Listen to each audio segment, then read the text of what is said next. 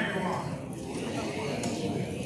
Welcome to this one in a series of a number of town halls that we are having around the city in all 4 wards of the city. I am Mayor Adrian on Mapp, and with me this evening are members of the leadership team of the cabinet, and as well as our councilor for the 1st ward, and he will introduce himself, and then we'll go down the line and have members of the cabinet introduce themselves. Sure. Robert Graham, 1st Ward Councilman, and I cannot forget to introduce my counterpart, 1st and 4th Ward Councilwoman at Large, Julian Cherry.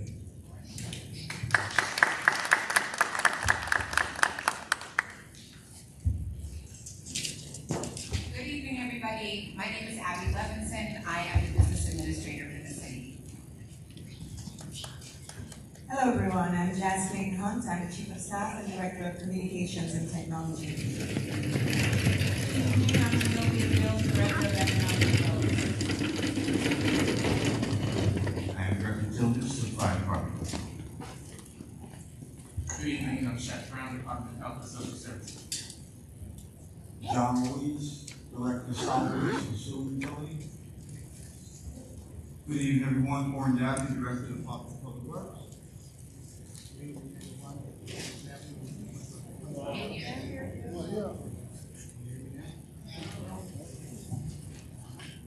Good evening, everyone. My name is James Abney. I'm the Director of the Plainfield Police Department. Well, thanks to all of the directors for being here and for the co-host of this town hall meeting, Councilor Robert Grant. And the agenda for this evening is your agenda. There's nothing written down. There's no plan to discuss A, B, or C. Our plan is to discuss the things that are most important to you. And so this is an opportunity for us to have a very open and candid conversation while we share some information. So before we get into questions and answers, I just want to lay the foundation by talking about a few things. We have been very focused on making sure that we provide decent quality housing to the residents of our city. Because everyone needs a decent place to call home. And so over the last several years, we've embarked on a very ambitious redevelopment program where we have built mixed-use residential and commercial properties across the city for the benefit of all of our residents. But not only have we built market rate, we've also built affordable housing, and we have pledged that over the course of the next 18 to 24 months or so, we're going to build another 1,000 units of affordable housing. And we already have a commitment, I believe, of about 800 units, and you will hear more from our economic development director. So housing is very critical. And it's a challenge not only here in Plainfield, but across the state and across the nation. And that is why we continue to focus on transforming the blighted spaces that we've all seen across our city over the last several decades. And I must say that with all of the development that has been happening in the city of Plainfield, we've not pushed one person out. We have transformed the blight that existed from South Avenue down to South 2nd Street. We have been working on eliminating blight wherever it exists and replacing it with rentables.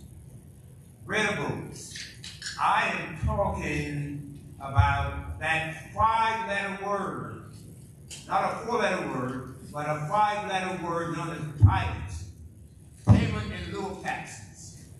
And all of these projects that have been built and continue to be built have generated and will generate millions and millions of dollars that will go directly into the budget to stabilize the property taxes for all of the taxpayers in our city. And we have collected millions of dollars in pilot revenues. When these properties are completed, it will generate millions and millions of dollars, which will go directly into the budget. And so if you hear anyone telling you that these projects, because of that word pilot, payment in lieu of taxes, if anyone tells you that these developers are not paying taxes, that is false. There's a different method to calculate the taxes that they're paying, and that is the pilot versus conventional taxes. And by having all of these projects, we are actually doing a couple of things, or even more. We're eliminating blight. We're providing decent housing for people who need housing. We're providing some commercial space, and we are generating tax dollars that continue to stabilize property taxes across the city for the benefit of all of our residents. And so that's what we're doing in terms of the housing that you have seen. The city is being transformed. There are additional projects that are in the pipeline and that will be built over the course of coming years. We have also been laser focused on recreation. We want to make sure that everyone that lives here, from the baby to our active older adults, have a good recreational experience. And that is why we have invested dollars in Mill Campbell Field right here in the First Ward.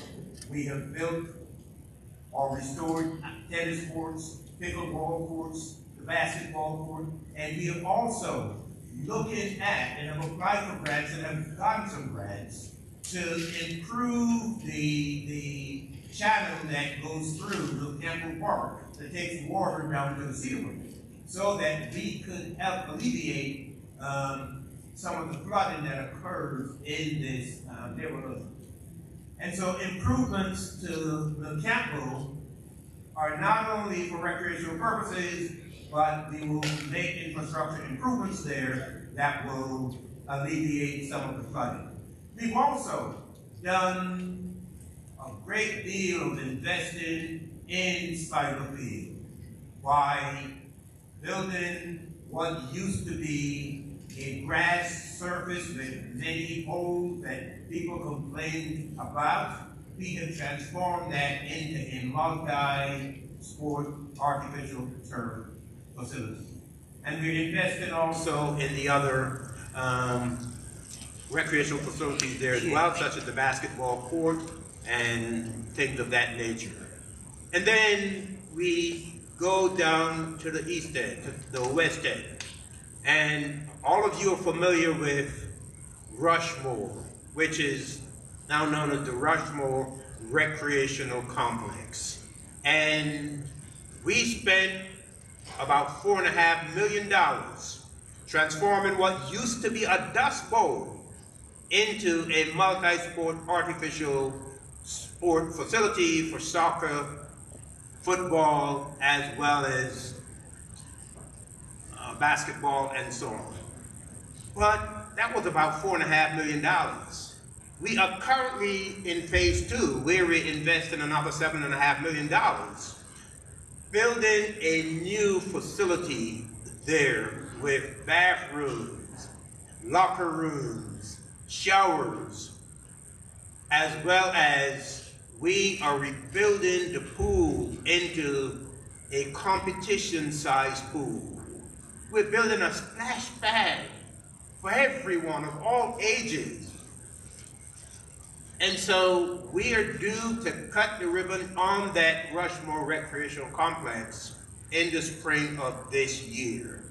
When you add all of those dollars up, we're talking about a $12 million investment in our fourth ward for the benefit of all of Plainfield. So we have been investing in recreation. It is important, and we are not focused on just one age group. We are focused on everyone that lives here. And then right across the street from City Hall, you all have heard about the Center of Excellence. And really, what is the Center of Excellence? It is really a recreation facility that would provide a basketball experience, an inside track, would provide climbing walls, would provide a cultural and artistic experience, classrooms for after school, technology that our people are going to be able to train on. And in that recreation center that is known as the Center of Excellence, there will be a brand new competition-sized pool as well. So it's going to have all of the amenities that our residents need. We call it the Center of Excellence because we want the people of Plainfield always to be in pursuit of excellence. Whether it's in swimming, basketball, soccer, whatever you do, whether it's sitting in one of those after-school classrooms that will be there, we want excellence always to be the pursuit of everyone that lives here. Hence the name, the Center of Excellence, but you can think of it as a recreational complex, a recreational facility. And it would be remiss of me if I did not talk about what we're doing on North Avenue. All of you are familiar with that warehouse that was there for decades, well over 3 decades. That was a stain not only on that neighborhood, but a stain on the city. It was a harbinger of crime and all of the negative things that you can imagine. It was a blight which affected property values in the area. And so through a partnership with a developer or developers, we tore down that blighted warehouse. We eliminated it from the landscape of this city. And what you will see going up there will be a brand new warehouse that will employ the people of the city of Plainfield. And that would be phase 1. And then on the upper level, there'll be another recreational facility. And I will leave the Director of Economic Development to speak more about that. There will also be a parking facility. So these are some of the things that have been happening. And I know that our police director is going to talk to you about all of the good things that have happened in terms of crime in the city and how we're driving it down and driving it out of our city. Our city is very safe. We are attracting people from our neighboring towns that are moving into Plainfield because we have made Plainfield a very safe and inviting city that's attracting people from our neighboring municipalities who are coming here because of the experience that they will have by coming to the city of Plainfield.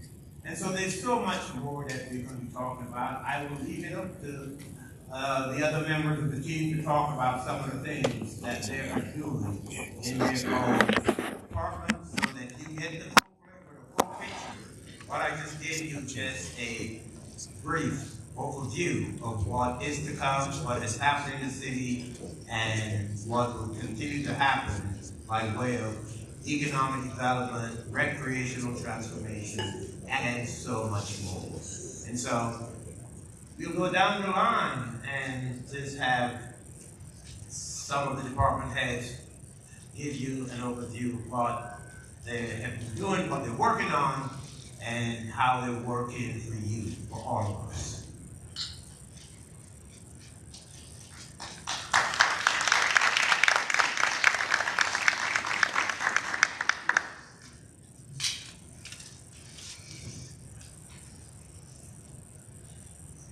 Good evening, everybody.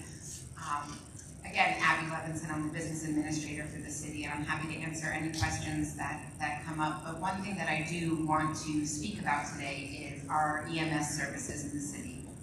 As you know, a couple of years ago, we had a dire situation when the Plainfield Rescue Squad was suddenly shut down, and we were faced with the reality that there was no squad here in Plainfield. And we're very grateful to Union County, who immediately jumped in and handled the calls while we took a second to figure out what we would do.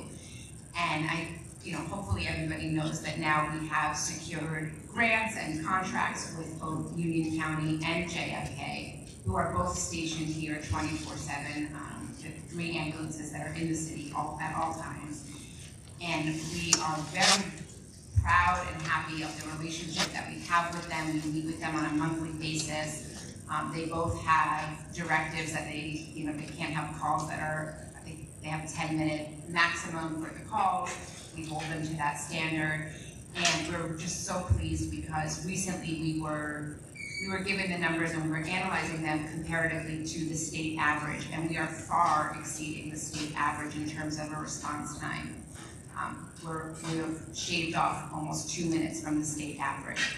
And so this relationship has been incredibly successful. Like I said earlier, they're both funded by grant dollars. As soon as this happened, we went out and secured grants both for JFK and for Union County via shared services. And so this is just one of the things that I really want to make sure everybody is aware of, because I know that there was a lot of concern, rightfully so, when the squad shut down. And I want you to know that you are, Plainfield has 3 ambulances at all times covering the city. It's a more robust service than we've ever had before, and we're really proud of their response time and how they're taking care of patients. So I want everybody to feel confident and comfortable with the fact that the EMS services are taken care of, and in a way that we're really proud of. And she said we are far exceeding the state average, and then she added some information there. What she's saying is that we are beating the state average by at least 2 minutes. So we are at least 2 minutes better than the response time that we would get from the state. Is this 100% funded through grant money? Okay.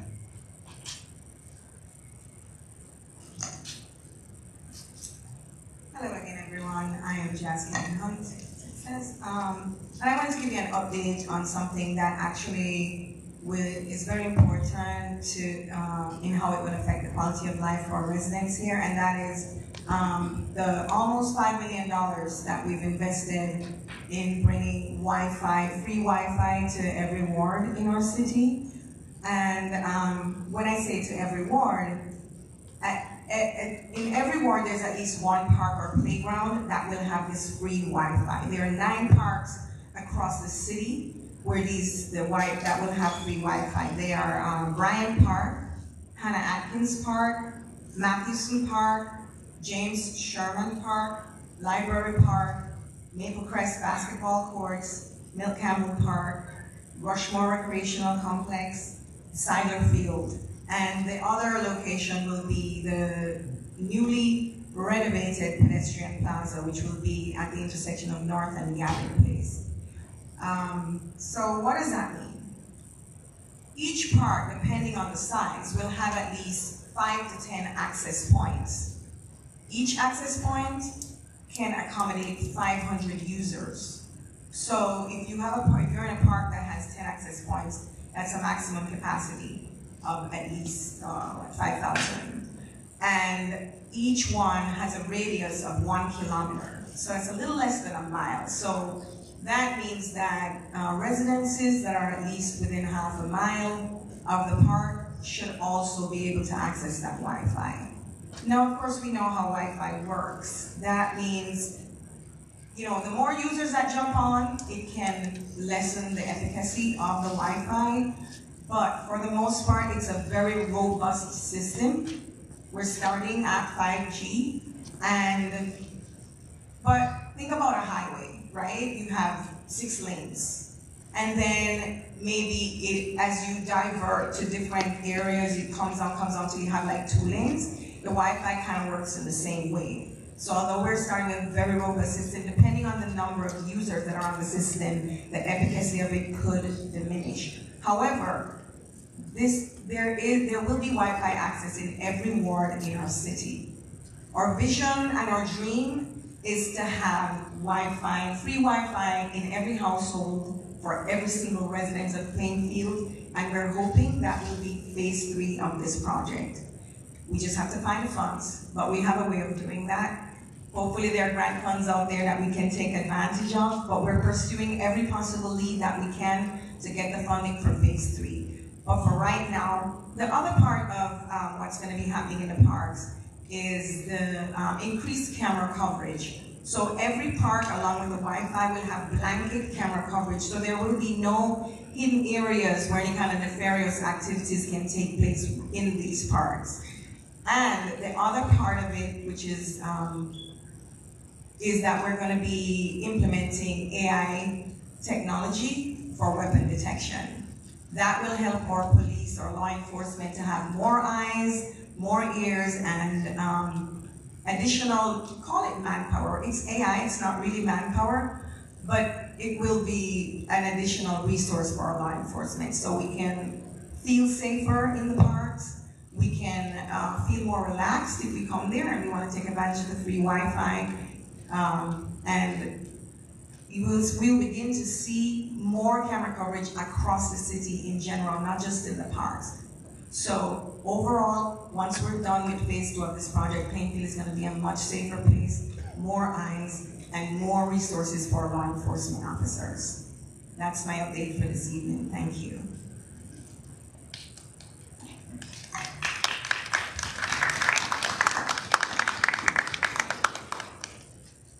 Good evening, everyone. So I'm going to give a very high-level update. We have some images that are behind that I can flip through later. But just to talk a little bit or expand on what the mayor already mentioned. So when we're thinking about where people are living in Plainfield, we have market rate, we have affordable housing, we have established homes, we're looking at rehabilitation. So what we've been working on towards the mayor's goal of 1,000 affordable units over the next 5 years, we have over 800 under contract. This ranges anywhere from looking at where we have the Fair Housing Act standard, the Uniform Housing Affordability Controls, where we're looking at behind the Center of Excellence, we have a separate residential units. That's in addition to the Center of Excellence. That's going to be about 55,000 square feet of a recreation and cultural enrichment center. The mayor already mentioned that we're going to have multi-purpose space that could be for events, for rents. We also have the basketball court, the recording studio, and we're also looking at doing green building for the space. The residential behind it is completely separate. That's going to be 250 affordable units. The 250 affordable units, that's going to range anywhere from 30% to 80% AMI. What that means in terms of rents, that's going to range anywhere from $600 for a studio on up to looking at $1,600. Then when we look at other affordable housing options, we are partnering with other developers for affordable townhomes for sale. Some of those affordable townhomes for sale, we've developed the South Avenue corridor. There's going to be a development that's at 520 South Avenue, that's across from the Hall building. We're looking at 14 affordable townhomes there. They're going to range about the $450,000 to $490,000 for the sale price for 3-bedroom units. We're also working with Habitat for Humanity for affordability. That's coming down towards the center of the west end of town, over by Lee Place, that's near South 2nd Street. We don't know the exact affordability units that we're working in there, but we're still coming up with the concept. In terms of affordable single-family and 2-family homes for sale, we have 6 properties buildings that the city owned at one time that were smaller sized lots that we've developed a redevelopment plan where we could build modern, affordable homes for sale. There's gonna be 6 single-family units, there's gonna be 1 two-family unit. And also looking at how are we getting around. One of the things that we're working on with our urban enterprise zone, we're updating our strategic plan. This is a 5-year plan where we're looking at things like workforce development. We've partnered with 3 general contractors to develop a workforce development center that's focused on construction. This is going to allow us to do an adaptive reuse of the South 2nd Street Youth Center. So that's about a 26,000 square foot building. It's going to be 3 levels where we're going to have a certified apprenticeship program. Where it's certified by the U.S. Department of Labor as well as the New Jersey Department of Labor. They're going to be apprenticeship for the trade. So looking at construction, looking at plumbing, looking at electrical, looking at carpentry. This is going to be for all ages. One of the programs starts looking at the age that's from 16 to 24. Another one is looking at all ages on from 16 on to as old as you like, go up to the 90s. You can go on and do the training there. Then we're also looking at some sustainability efforts where we can concentrate on sustainable development, whether we're talking about building with solar panels, looking at our electric vehicle infrastructure. Also, Director Davenport mentioned that. We're looking at developing a shuttle that we're getting around to some of these places. Going back to workforce development, we entered into a partnership with King University this year, as well as one of our charter schools with College Achieve, where King University, looking at the Millenburg site, focused on health professions, and health professions that's going from K through 12 on up to post-secondary, looking at different certifications such as certified nursing aide, looking at licensed nursing practitioner in those areas, and also looking at other training and doctor facilities. We are looking for locations of an urgent care, hoping for different partnerships that will develop from there. Looking for a location about larger attractions to make Plainfield even more of a destination. For those of you who are not aware, starting in the end of April going into May for Municipal Lot 6, that's right by Centrum's Investment Bank, we are looking to break ground at a development that's going to house Delta's restaurant as well as 100 units.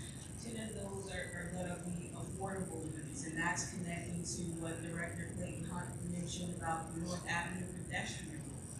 That development, the developer gives as one of our community benefit the cost of the construction of the pedestrian mall. The pedestrian mall is going to offer, for example, cinemas on the lawn. For those of you that were a part, and some of you were actually on the mural of Alonzo Adams, that mural is going to be located with a digital information billboard that's going to be on the corner of North Avenue and Gavin Place.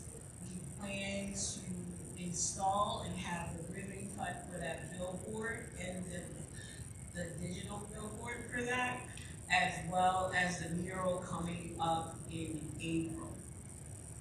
Other things that we are looking at, we've already established with Council Health, entertainment district.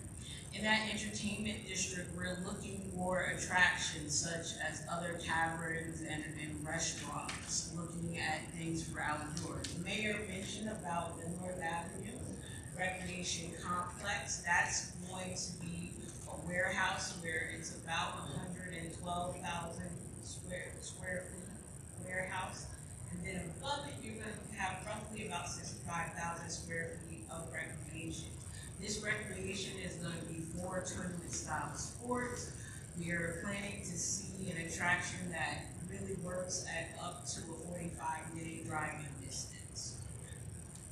We're looking looking at developing different businesses. For those of you who don't know, it did go out this week, or we're looking to do a business expo that's gonna highlight not only our small businesses, but our developers, talking about some of our restaurant owners.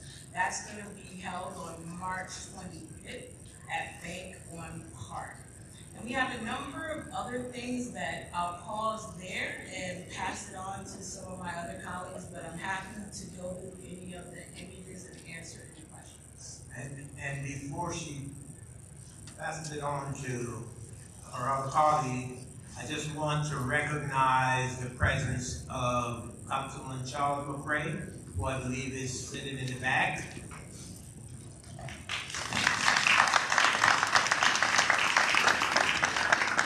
As well as our Assemblywoman from the 22nd Legislative District, Assemblywoman Linda Carter. That the councilwoman from the fourth ward is here, I don't know, but Terry brings Joe's of those. Now we continue. Good evening. Thank you everybody for coming. Fire department. As usual, the fire department is always willing, ready, and able to respond to any and all your emergencies. We've had earthquakes, floods, and various other things that have prompted us to buy new equipment and new training to be able to combat those things, such as floods. We've purchased some new vehicles that will be used to go through. They can go through snow, they can go through water, woods. They'll be able to go through everything. Those will be here soon. We'll use those. Obviously, fire apparatus are not meant for that type of weather. So these vehicles will be used where you can get almost anywhere in town, especially protecting our enterprise zone, which is our downtown and our merchants, and also the rest of the town too. We also have training is our foremost thing in the fire department. And we have a state-of-the-art training ground down at Engine 3, that's the firehouse that's on Burger Street in 3rd, and we have a state-of-the-art training ground. They can do all types of training that other fire departments around here don't even have. And this allows us to become, and continue to be, one of the best fire departments in the state. We also acquired smaller vehicles that we're going to be using at large events. We have the Housing Festival, we have park, we have the City Hall, there's other events that go on. And a lot of times, obviously fire truck can't get to those crowds, and even sometimes the rescue store. So we outfit smaller vehicles that are going to be used to get through the parks and it's crowded, and they are outfitted with first aid kits, defibrillators, and things of that nature, so that we can also respond to emergencies. If we have to be at an event in the park, where we are, we're going to get to you. We also acquired two 65-inch LED screens, and these screens are going to be used for, since COVID, we had to find different ways to be able to reach the public and be able to give them fire prevention training. Normally we would go to the seniors and we would, do different things there, and to the schools also. So now we got these monitors, we're going to be able to record trainings, be it teaching the seniors how to cook properly without causing fires, and carbon monoxide detectors, smoke detectors, all those type of things. And it's also interactive. So you'll see these things that we'll post to that. We'll take the monitors and move them around town. So you'll see them at Richmond Towers, you may see them at 600 West 7th Street, you may see them in the schools, you may see them in the lobby of City Hall. And they're meant to be interactive so that you can touch them and they'll take you different parts, and you can learn about fire prevention. That's that way of reaching out without actually having to be there like in the past. So since COVID, we developed all these different methods that we, in order to reach out to. We just have a lot of different things coming on, coming up online. That's pretty much it for now. If I ask any questions, I'll answer them later.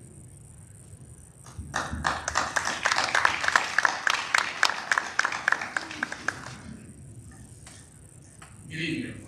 I welcome the opportunity to talk about my department since it is the work that we do is relatively quiet. If you haven't been touched by the health department or any of those departments, divisions, then you're doing well. But I briefly want to go through what my divisions are. We are the health division, we are community development, we are WIC, which is Women and Children, we are PPAC, and we are social services. And I can talk about all of those. The one thing that comes to mind right now is that we all the divisions concentrate on the well-being of the residents of Plainfield. Whether it's for helping you stay in your house because you need rental utility assistance, whether we are working to find creative, artistic ways in which you can become part of the community through PPAC, if we are providing infant and children's services, which is essentially formula to make sure that infants and 5-year-olds and really parents and mothers who are pregnant have healthy foods and raise their children in a healthy manner so that they can go on and prosper in school and things like that. And finally, social services. Check out all of social services as well. Now, social services for us includes what most people know as Plainfield Action Services. And it's through Plainfield Action Services that we do a lot of our, whether it's helping homeless, whether it is keeping people in employment, which we actually do a lot of. Over the last year in 2024, I think we approximately checked about 140 families in at home. The average family is about 4. So if you multiply, you think about how many people we keep off the streets. There's many models to look at how you work with people who are unhoused.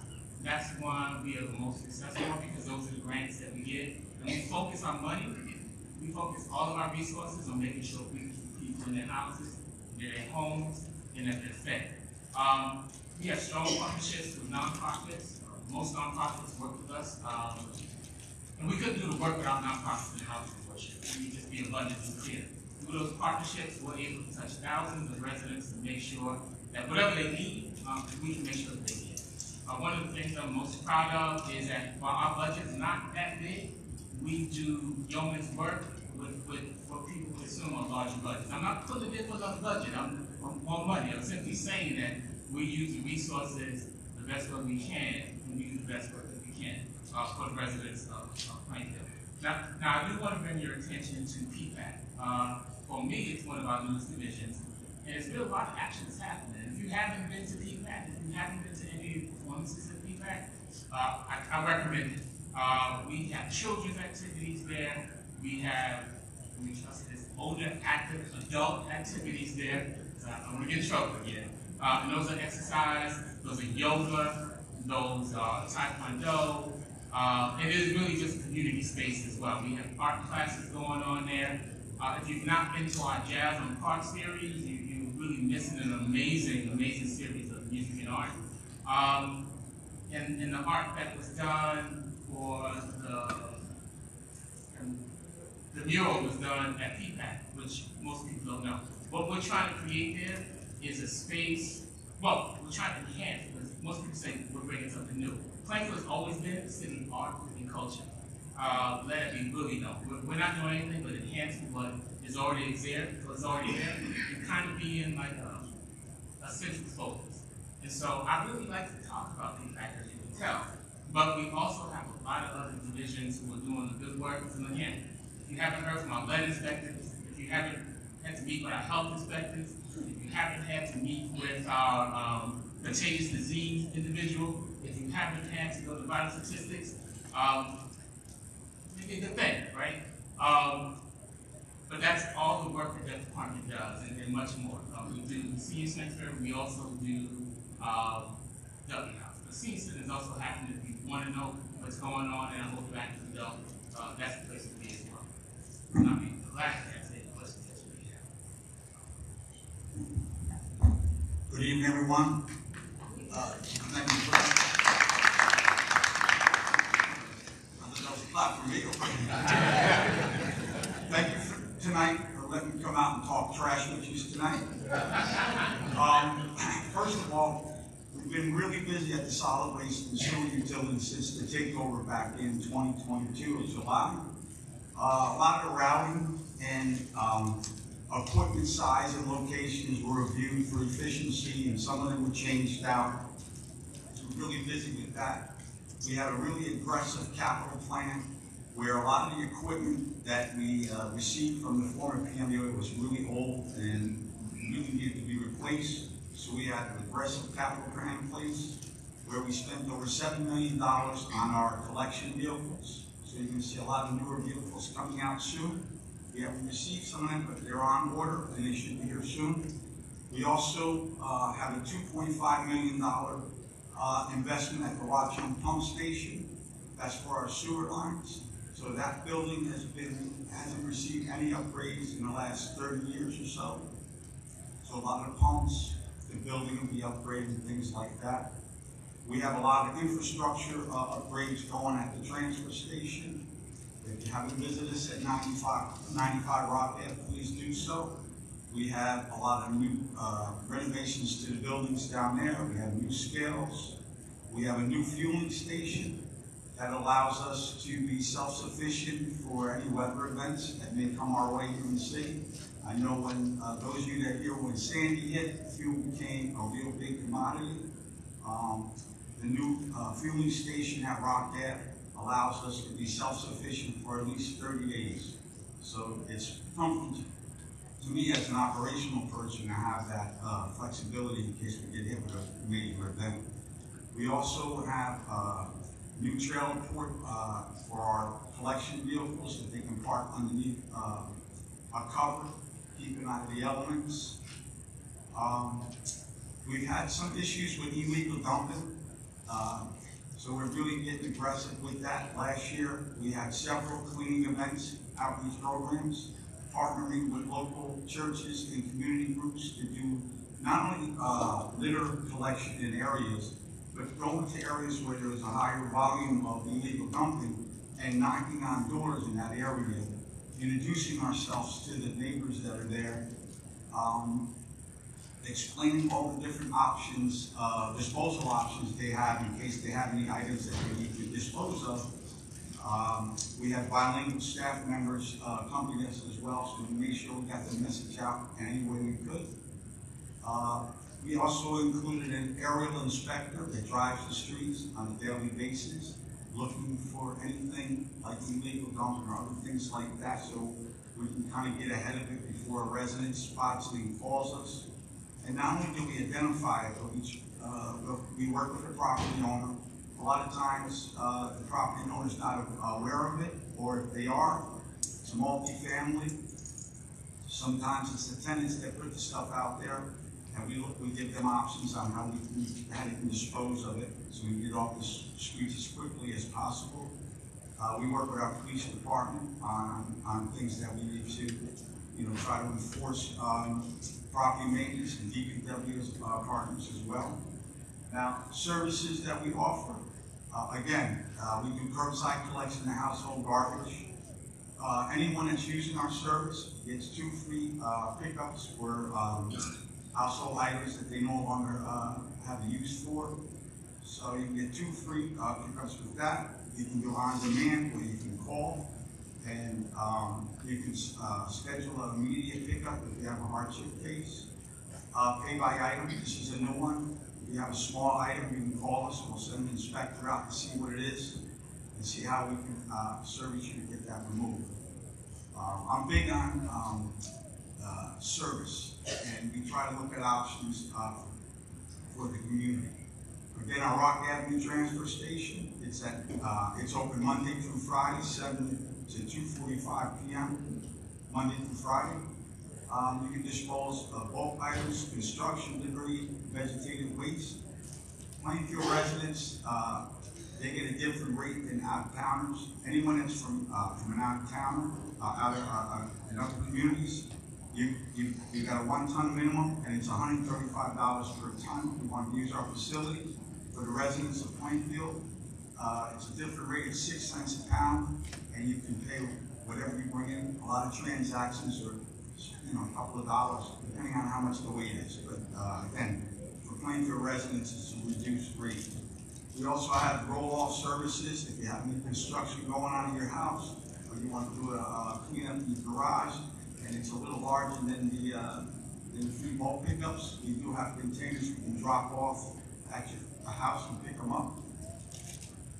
We have a convenience center here. This is really important. I'm sorry if I'm putting some people to sleep, but the convenience center has a lot of items, a lot of services you can bring to us for free. You can bring electronic waste, engine oil, antifreeze, cooking oil, clothing donations, recyclables, cans, bottles, papers, plastics. We also have summer hours that we extended on Saturdays, so you can come out and bring your items. You can't do it during the week. We also partner with the Union County. They're having paper shredding events, and they have ways to get rid of paint and fluorescent light bulbs, batteries like that. So again, if you're in the area, my office is at 95 Rock Ave. Stop by and have a cup of coffee with me. If there's any disposal items or any issues you may have with your service, please don't hesitate to call me or my office. Thank you.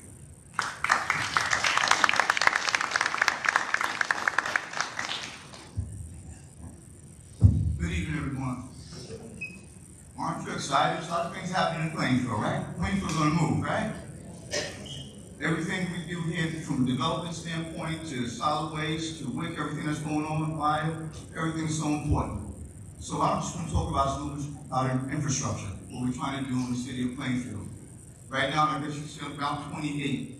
You're familiar with that area. West Front Street, we're going from the Zelman borderline down to the Film borderline of Plainfield. All that's going to be done with no tax dollar. The mayor made things happen for us, but we're getting almost $12 million in funding to cover that whole area. There's traffic lights, milling paving, handicap ramps, inlets. Everything's to be done there to make things better with that whole area, again, with no tax dollars. That's so important, and that's throughout those complaints that's going to make it so much better. A lot of folks complaining saying that, guess what, we can't get around. But in order to have progress, you have to have some form of interruption, right? Just think about getting your kitchen remodeled, whatever that has to take place. You have to move and do things in another way. But this is so important. And with this being done too, this just adds to what we're doing. There's a Safe Streets and Roads program that we're going to be a part of. It's a federal program. We received $400,000. We're going to put an action plan together for the city of Plainfield. That's for new crosswalks, more traffic lights, pedestrian walkways, inlets, everything at no cost to taxpayers as well. That's something we're doing to move forward. I have someone in the back of the room too that's going to take notes for anyone who has anything that you want to add to the list, whether it be for street signs being replaced, stop signs, all kinds of traffic lights. We're looking to do everything we can to enhance the city of Plainfield's infrastructure across the city. It's going to make everything work better for everyone. So we're looking for everyone just to add to that, whatever you may have. See something, say something, let our folks know, because they're in the back to take the notes for you for anything dealing with traffic, anything you have. Because I think one of the residents here mentioned at the last meeting about street signs. So we want to touch on all of that. So give us some locations, we have forms, so we can go out there and make things happen to enhance all of that. And again, the crosswalks, we want to do elevated crosswalks. It'll be safety for everyone, with flashing lights, etc. across the city. Currently right now in the city of Plainfield, we have 39 four-way stop intersections in the city. So we're doing everything we do to enhance the safety of all residents from an infrastructure standpoint. In addition to milling and paving roads across the city. We mill and pave maybe 7 to 8 miles of roadway over the past year and a half. So we're looking to enhance that with all grant funds that we get from throughout. With minimizing capital funds and using more grant funding to get this work done. In addition to, you may have touched upon everything going on with all the recreation projects we have going on. We're proud of this. Because with all development, it enhances everything. Everyone wants great recreation when they come to town to purchase, so it enhances everything. all the projects we have, we got maybe $7 million, $8 million in grant funds, Green Acres grant funds that we're using to cover costs for all these projects, which is so important and a benefit to everyone. So it's a lot of things happening in Plainfield. Our urban parks grants, Green Acres grants, every grant that we have, we're doing everything to make things better. At Sodom Field, which is in your neighborhood, we're going to put an ADA inclusive playground over there as well. We applied for that, so that's in the works right now. The procurement process is taking place to enhance that park and to add other amenities as we move forward as other Green Acres projects get completed. Because we have to do 2 Green Acres projects a year before we can apply for new funds and move things forward with certain projects. So everything we're doing, we're going to move to make things better in the city of Plainfield for everyone. But I want you to take advantage of that, please, because the safe street/roads that we're trying to do in conjunction with the police department, because all accident data we need from them and all other data for the things that happen at various intersections and dangerous. So we need all information we can get from everyone to address all issues. I mean, that saying we all have to see something, say something. It means everything to us, because we're still riding around checking the roads to see what stop signs will be needed, street signs are needed, whatever it is. It all enhances the quality of life we're talking about to make things better for everyone. So the health, safety, and welfare and quality of life is so important to us from an infrastructure standpoint across the city. So we want everyone's input that you may have too. And again, I can't say enough. We have someone back there taking notes. I want you to answer in the back and everyone else, because we're going to put a major action plan in place for the city of Plainfield with the congressional funds that we have to benefit everyone with traffic lights, pedestrian walkway lights, crosswalks, everything across the city is so important to us to enhance the infrastructure for the city of Plainfield for everyone. So that's really important. So those are some things I want to say, but I'm available to talk to anyone after this. We can go further with everything. Okay? Appreciate it.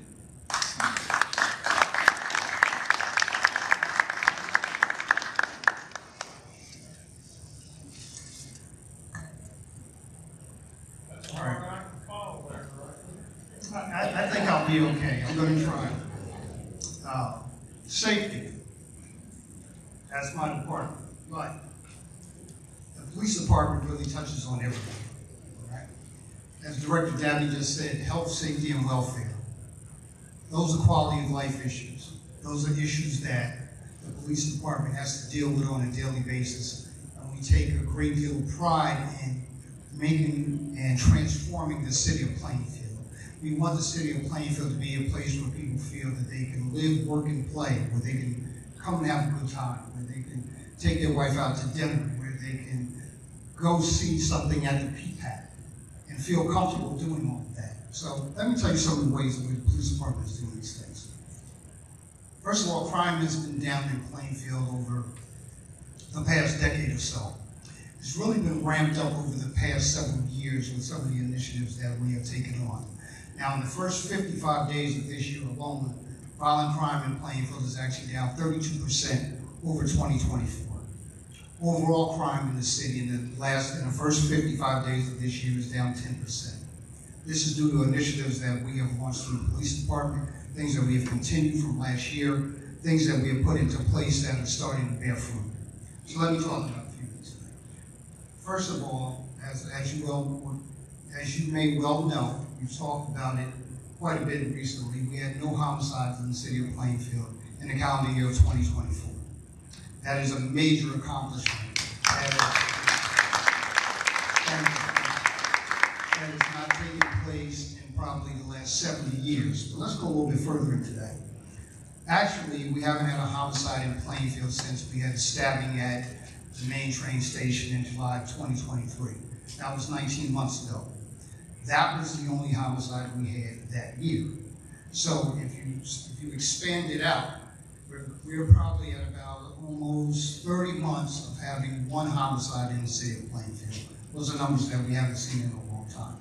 That is a community-wide effort. That is people caring about each other and doing what they have to do. That is the work of the police department. That is the work of every other agency up here. All of us working together to address different things in the city, make people feel safer, provide for other people's needs, make sure people can, take care of their families. They have through the health department or whatever other department in the city is there, so that they feel better about themselves and they are not trying to harm others. All right? Now, traffic calming measures.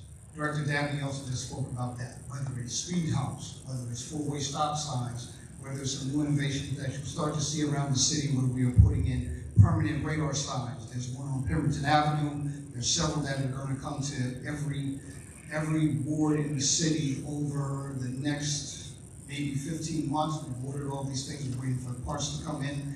We want to make sure that we are addressing the traffic and speeding issues in the city. We're going to do that also through aggressive enforcement. I talked about this over the past, and we're really going to hammer it down this year. We will be pulling people over, and we will be writing speeding tickets. Okay? So please do not call my office, seeing if you can, get out of these things and different things of that nature. We want to warn the public because the safety, and I've said this before, the safety of the children of this city and of our seniors is of paramount importance to me. I do not want to see anyone being harmed through an automobile accident, through a car crash, through someone speeding, any of these types of things. They have happened in the past, and we really have no tolerance thing for this anymore. So you will see much more aggressive speeding enforcement in the city of Plainfield. Now, there's other things that we have done to help drive crime down. There's a strategic placement of officers and resources for maximum efficiency. What you have started to see is that a lot of times some of our crime is driven in the downtown area. We have poured a lot of resources into downtown Plainfield because the mayor has given me an edict where he wants to make downtown Plainfield a walkable downtown. But like I said before, you can take your wife or your loved one, your significant other downtown Plainfield to grab a dinner, to have something to eat, to enjoy yourselves, to listen to music, maybe go have a drink. We want people to feel extremely safe in the downtown area because years ago, Plainfield was one of the most beautiful downtowns in the state of New Jersey. That is the goal. That is the goal of the police department. Now, with that being said, there are things that we are doing to make sure that that happens. One is through Director Fields and Economic Development and UBC funding, we were able to attain a mobile precinct, which did not cost the city of Plainfield taxpayers any money. It did not come out of our budget. It came from state resources. That vehicle is in-house. We have it now. We were able to procure it very quickly. It will go into service next week. You will begin to see it in the downtown area. It functions as a complete police department on wheels. We can deploy it in areas downtown. We can deploy it on South Avenue. We can deploy it in other areas throughout the city, but its main focus will be in the downtown area because that's where our main focus is right now. We're going to do everything that we can to address all the issues that we're having downtown. Now, after talking about that, there's some other things. We also restarted a program that was, in my memory or in my recollection, was started by retired Captain Elmine, who's actually sitting here in the front row, and it's called Neighborhood Watch. This is something that we have started back up. It's something that you will see come online now. What it really means is we've taken an old idea and we put a new spin on it. Through technology and through everything that you have nowadays, ring cameras, point cameras, all of this information, we're able to feed all of this information into our police department, where we can effectively deploy people, but we can also get buy-in from the community where people start to know their neighbors. They start to feel close to each other. They pick a block captain. They get together, so if I'm on vacation, my neighbor will be watching my house. If there's an Amazon package that comes there, they will pick it up for me. Or I will let them know that I'll be going out of town and understand that they will be taking care of my property, and they will let the police department and the block captains know that. So it's a synergistic effort where we get more buy-in from the residents in the community, and it allows us to be more effective at our job as the police department. The other thing I wanted to talk about briefly, because I could talk on and on and on, is the community outreach that we do. We care about our children in this city. As most of you know, we have our award-winning Queen City Mentoring Academy. I'm sure everybody has seen them. Everybody's seen the work that they're doing. It's been applauded by, on the state, federal, county level. They love what we're doing with this academy. It will be coming up in this, summertime. Once again, this is something that is provided by the mayor through the citizens of Plainfield. There's no cost to the children who participate in it. And this is something that is very different from almost every other town. Most towns only provide a summer academy for children for a week. And those children have to pay for that. In this city, we put our money where our mouth is. We care about our children. We provide a mentoring academy to the children of this city for a month, not for a week, for a month. And it is free of charge to the children who attended. The trips they go on, their food, their uniforms, the officers and the individuals that tie into this program. All of this is done through the city of Plainfield at no cost to the parents of these children. That is something that, as a community, we should applaud because, like I said, no one else out there is doing that. And that is a commitment to our children that we will keep up. But we have also continued that academy to cover that small week in the wintertime where children are out for the Christmas holiday. We cover that week as well. We provide them services, we provide them lunch, we may take them to the movies. There are other things that we do during that week. And this is some of the community outreach that the police department does within the city. And with that, I'm done. If anyone wants to speak to me, if you have any questions or any concerns, I am always available. If you don't feel like staying tonight, and you want to call me on the phone, I'll give you my number right now so you can write it down. That is 908 217 0912. 908-217-0912. If you feel like you need to talk to me for a longer period of time, you can always call me on the phone. We will address any issues that you may have. With that, I'm done. Thank you very much. I just want to quickly recognize the presence of 2nd Ward Councilwoman Dr. Darcella Sessions. She's here with us tonight. You've heard from all of the directors, and now it's your turn. We want to hear from you. There is a microphone that will be passed around, and who has that microphone? And you will not be able to hold the microphone, it will be held for you. So, and when you speak to us, give us your name and address so we know, and your colleagues, your friends, your neighbors will know who is speaking. So you can ask any. Yeah, and once you give your name and address, the folks online will also know who is. For those who are watching online, you can put your questions in the chat, and we will read your questions so you can be heard even though you're not here. Yeah, she was trying to communicate that to me, but I wasn't getting it, so. But we were, as a team. So please give your name, address, and you can ask the question or questions that are on your mind, and we want to make this as participatory as possible, giving everyone an opportunity. So, first question. Hi, my name is Betty Pricer. I live at 970 Belvedere Avenue. And to the point that you made earlier about all the new residences, apartments, I didn't hear anything about a supermarket. Okay.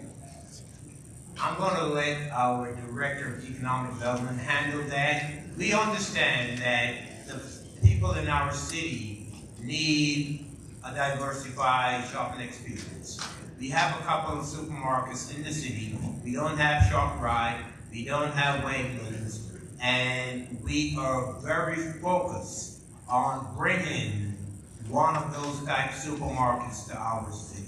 We have Twin City, we have Supremo, and a couple of the smaller ones, but we are focused on bringing a bigger, better name brand supermarket to our city.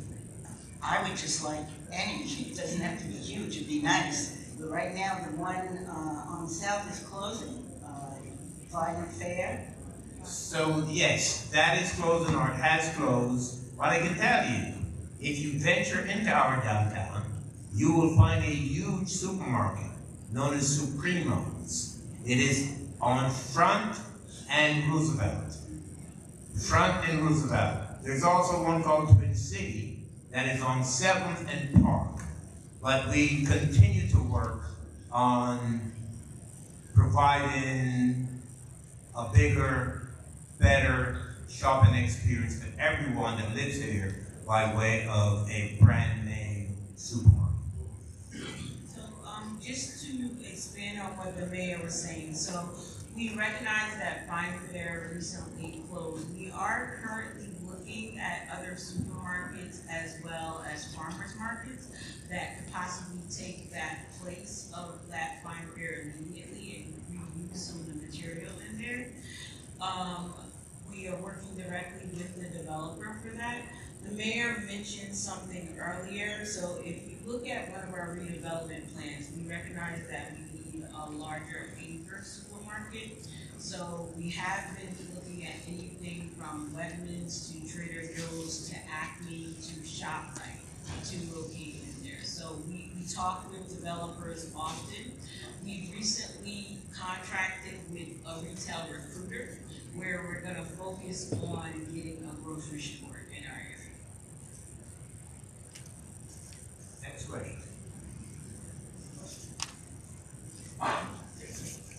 Good afternoon, everyone.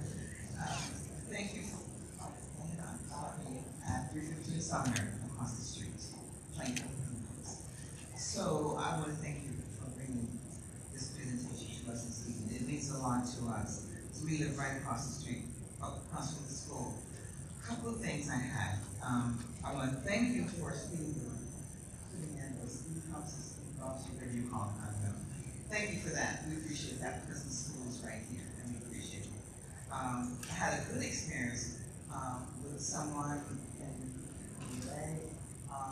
There was one day I came out of the house and it was late afternoon in the street, but I couldn't turn across. So of course I called and asked someone to come and take care of that before the children were out of school, and sure enough they took care of it.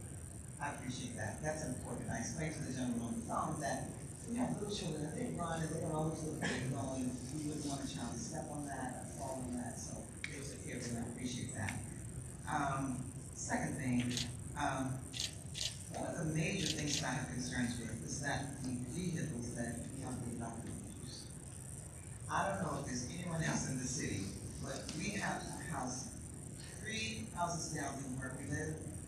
He works on those vehicles, and I call the police, you know, they talk to him and he might stop. What he does is he takes the tires on the street, tires off the car, takes the hood off the car, and he starts working. So he adds the mufflers to the cars. And of course, if you live on the street and when they come down the street is extremely loud. I don't know what we can do as a city or what the council can do if you can institute an ordinance or something. It needs to be stopped. Because at this point, it's out of control. So I'm just saying, as a homeowner, I think we need to work on that and handle that. I'm sure I'm not the only resident that has an issue with that. So that would be very important. By the next might be perhaps something will be done about that, and I appreciate that. I want to thank you for the stop signs. I appreciate that. We appreciate that. I'm speaking only for me, but I'm speaking for all of the people in Plainfield that may not stand up to say this, but we appreciate those stop signs. It means a lot to us. One more thing, we thank you for 3rd Street. You know how important that was. That was big, and that's huge. The street has been cleaned up. There's not so many lumps and bumps. You know, your car don't fall apart when you're driving down 3rd Street. And we thank you so much for that. We do have lines for the children are crossing. That's very important by the school.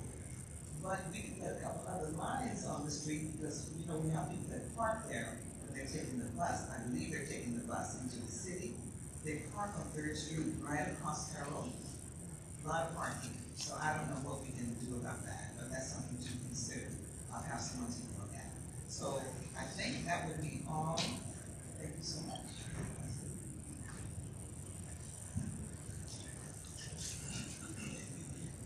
I can speak on part of what Ms. Evelyn said. You want me to, Mayor? The issue with the loud mufflers is an issue that we face throughout the city.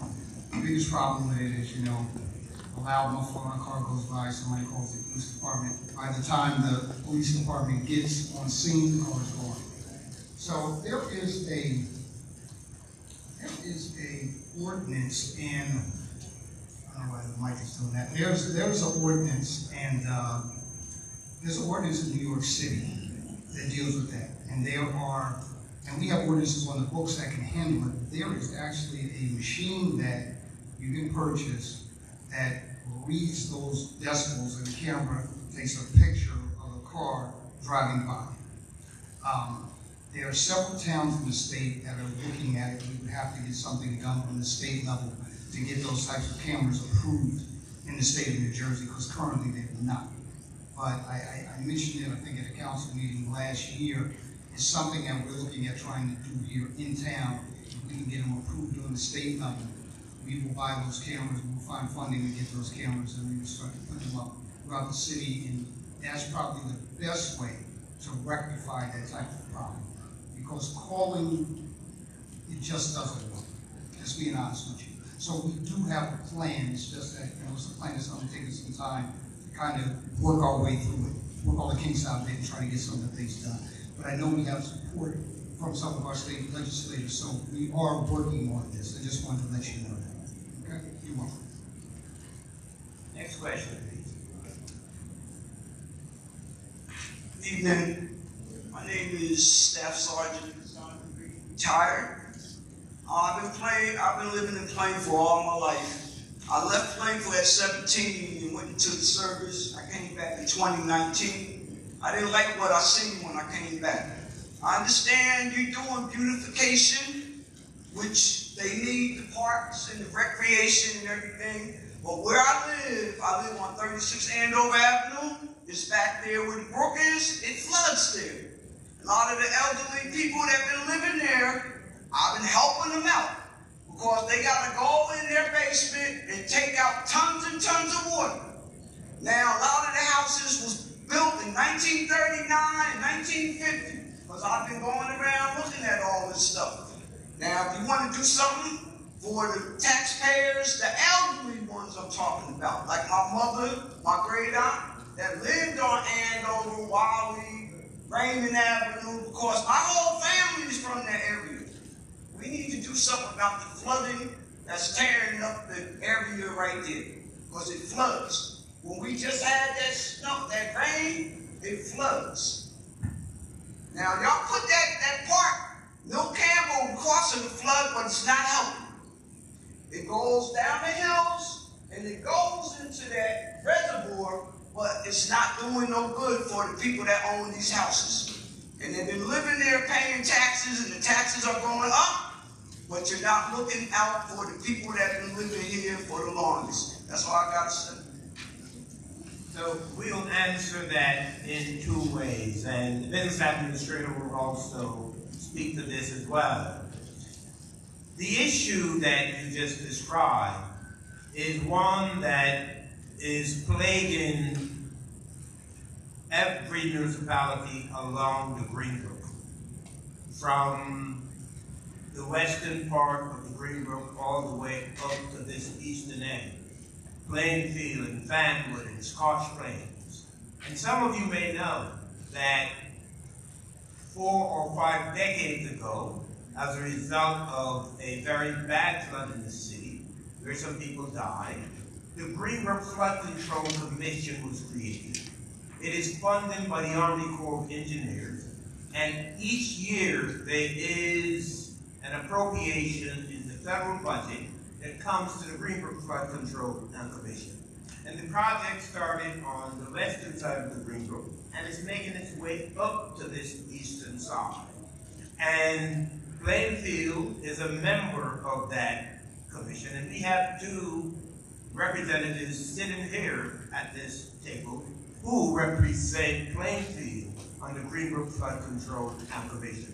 So it is a major project, and that is the solution to the flooding that we in Plainfield face whenever there's a major storm. And it's not just Plainfield, but it's those other towns that I mentioned. And so in order for us to really get to the solution that will alleviate the flooding that is caused by the Greenbrook, the project that is being done by the Army Corps of Engineers has to make its way up this eastern part of the Greenbrook. The work continues. We will continue to participate in the monthly meetings. One is hosted here in the city each year, and so it's a major project. It's ongoing, and we will stay on it because we do want you to get the relief that you see, you and your neighbors. I am aware of the flooding that occurs on Leland Avenue, on Netherwood, and all of these streets that are up this side of the Greenbrook. So we hear you, and we want to get to a solution, but there's not an easy solution. But it's being worked on, and the DA will add a bit more to what I had to say. So, like the mayor said, we understand the problem, and we are working on everything we can do to fix the core of the issue so that this stops happening. In the meantime, we recently did a targeted mailing to people who have had enough flooding events in their home that they qualify for funding to do flood mitigation on their structure of their home. We had a meeting at PPAC maybe 3 weeks ago, where we brought in the state OEM, our OEM, and we spoke to people. I don't know if anybody here was at that meeting. We spoke to people who qualify for up to 100% of funding for flood mitigation efforts on their home. And the city, as you know, we would be the intermediary for the funds, we are willing to work with people who are eligible for these funds and put out the money for them so that there is no, you don't have to take out a loan, you don't have to, put up front the money and then get reimbursed by the federal government. The city would do that because we have the cash flow to be able to do that for people who are 100% eligible. And so we met with people, we talked about it, and then we've had a few follow-up Zooms with people who are eligible.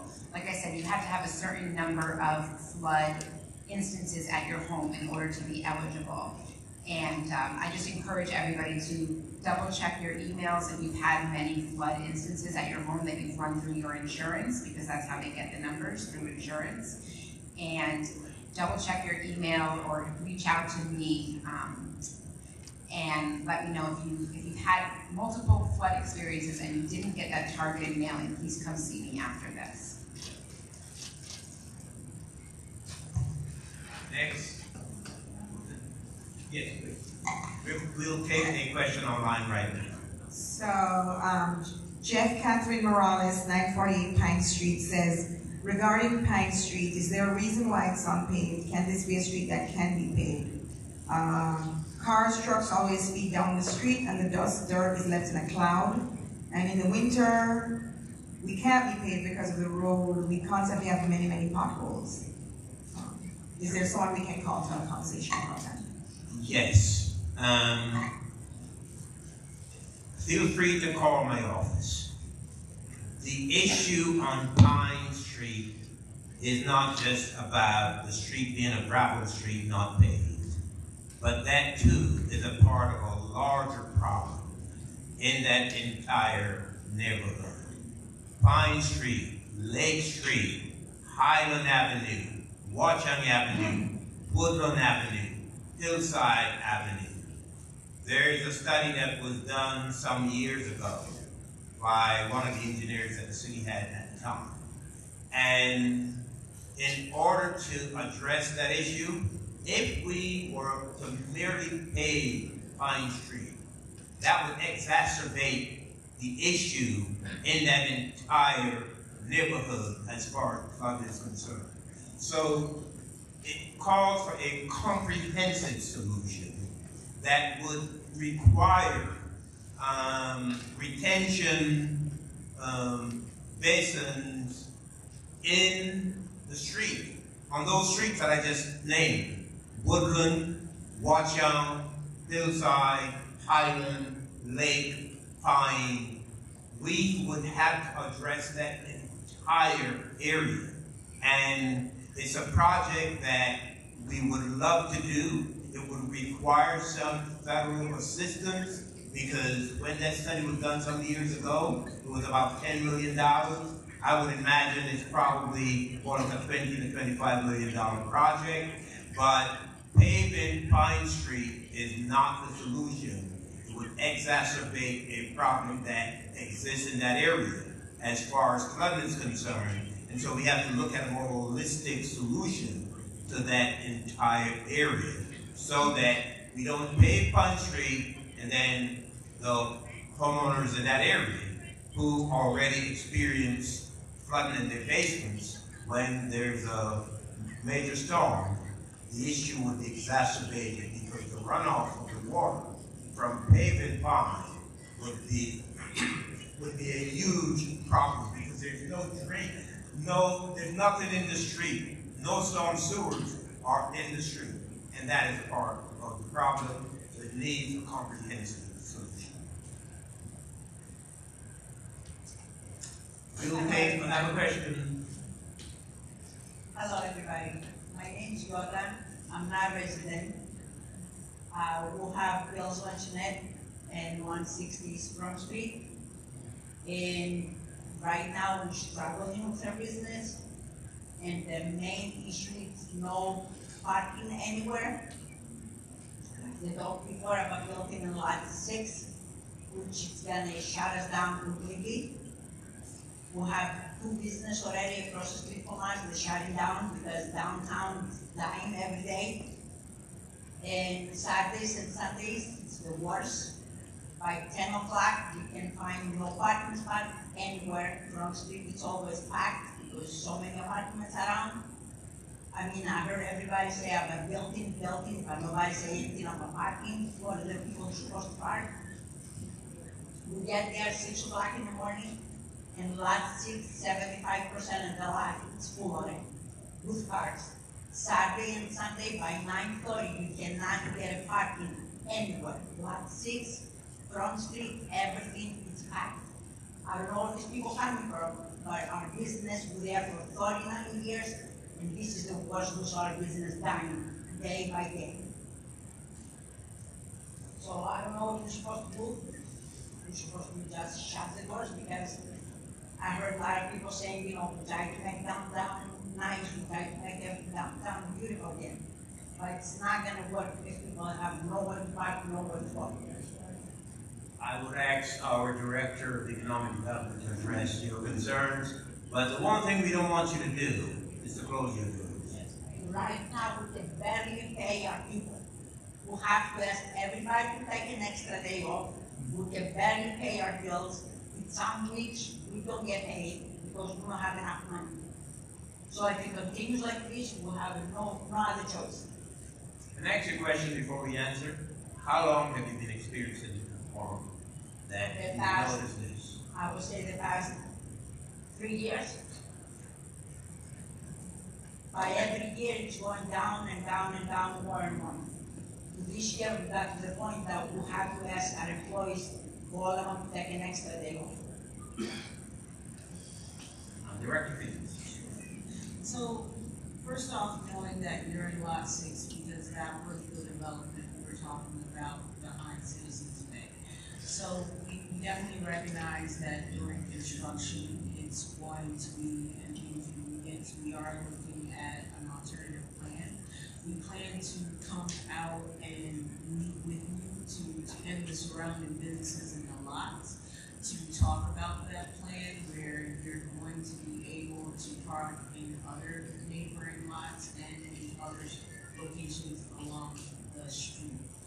In the long term, just know that all the spaces that are currently in parking lot number 6 are going to remain under the city management. So there's 125 lots, parking spaces, excuse me, those 125 25 parking spaces are going to remain after the construction of the building. We are looking into additional parking decks, for example. So we're looking at the possibility of building parking decks that would be behind lot number 1. That's going to add additional spaces. We are looking at parking decks that can be built closer to the train station. We do recognize that we have a parking challenge that for the businesses as well as the residents. So our parking utility, we did do a strategic parking plan last year. We are still working on implementing those things. But I know you've been down to the parking utility several times, and we're going to continue talking to you about it. The problem is that lot 6 is closed down, it's gonna kill Front Street. And another thing, the police department, they're planning to bring down a van, because I was in the police meeting, and a lot of the customers, especially the Spanish customers, they don't know if they're going. Because they say once the van, they're gonna come down, they don't know if it's gonna be the police, or it's gonna be someone out to get them. So Front Street is gonna die even more. I just gotta chime in on that. It's our van. It's clearly marked. ICE will not be in our van. It will be the same thing that we do every other day. We're not down there to bother merchant shopping. We're not down there to do anything. We're down there to clean up the area, make sure that parking is taken care of, make sure that there are no crimes being committed in the downtown area, and we're not down there to deal with undocumented persons. That's not our function. So if the van or the mobile precinct, rather say, if it's there, it's clearly marked, ICE does not work with us, it won't be in the van, there's no association. And unfortunately, we can keep saying this, but I can show people better than I can tell them. When they see the van down there and they see what our function is, they will understand we are not down there for them. We're down there to make sure that the area is clean. And the mobile precinct more than likely will not be parked in the area where Bill's Luncheonette is at. It will probably be further down West Front, it will probably be further up Park Avenue. It won't be really in that area of Lot 6 or where you are. So I don't think that's a problem. I can understand maybe some of the concern because, you know, if people don't know what's going on, rumors get started and people get things going on in their head. But once we start to apply it and they see it for themselves, they'll feel more comfortable about it. But we're not there to harm any of the folks out there. That's not our function. Thank you. I'm going to take another question from the same. My name is Julia Jackson. I live at 1478 Hazelwood Terrace in Plainfield. First of all, I want to thank the Emerson Police Department. 6 months ago, they had to respond to my house.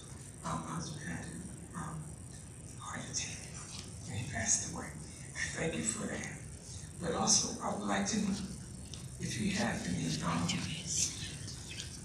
funding so I can fix up my house, because before my husband was working on it, they told him to call someplace in Broadway.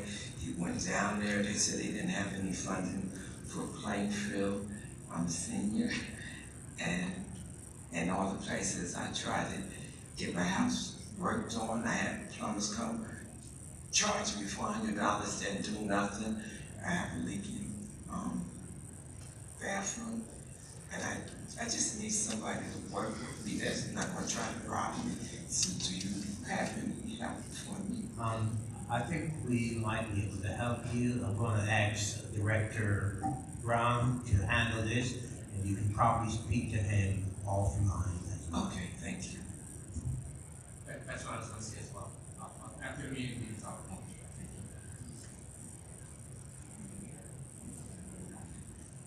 Hello, good evening everyone. My name is Lady Colker, and I live at 321 East 3rd Street. I'd like to thank you for all you do in the city. I moved here when I was 16 years old, and it was not the best. I'd like to communicate that I'm thankful I grew up here in Plainfield. I don't know any other city around. and I just graduated from Middlesex County College. And I like to talk and speak up for the young community that it's experienced less on the employment or jobs. We are unable, and I'm talking about my experience, to find a job because short experience or not experience at all, and many young people or young the young community is going through the same. I feel like because of experience, not experience, most of it. So I hear about housing and affordable supermarkets and all this, but I hear nothing about employment for everyone. So if there's something that the community is doing for it, it would be nice to hear about it. Sure. We have been hiring a number of people, and we have put people to work, whether you live on the east end or the west end. And young people like yourself, we want to make sure that you have an opportunity to be employed. You go to school, you work hard. So we want to help you. We want to help the people of the city to be gainfully employed. And so we post jobs on our website all the time.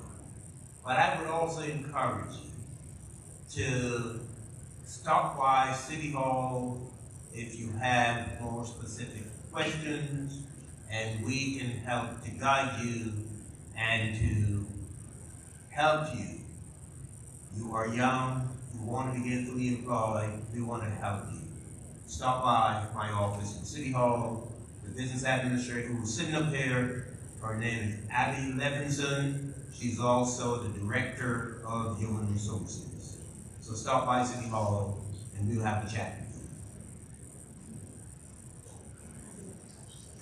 you. One more question. And this question is for the Plainfield Police Director. I heard about the academy for the kids.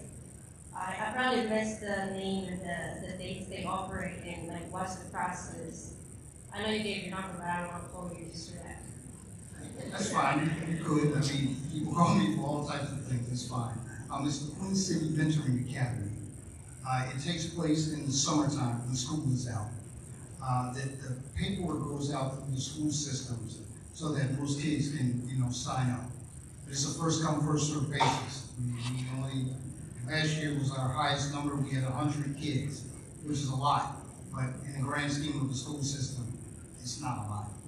So reach out to my office and we'll try to set something up. Or we can call the BA, Abby Levinson. I'll speak with her and I'll make sure we have all that information set up for you so we can get it to you, okay? Thank you very much. You're welcome. Good afternoon, evening, guys.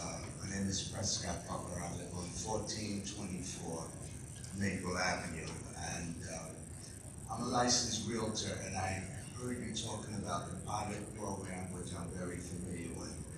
However, I don't find most of the apartments that are being built affordable. I'll give you some examples.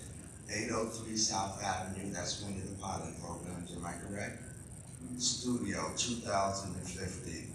One bedroom, 2,200. One bedroom, 2,300.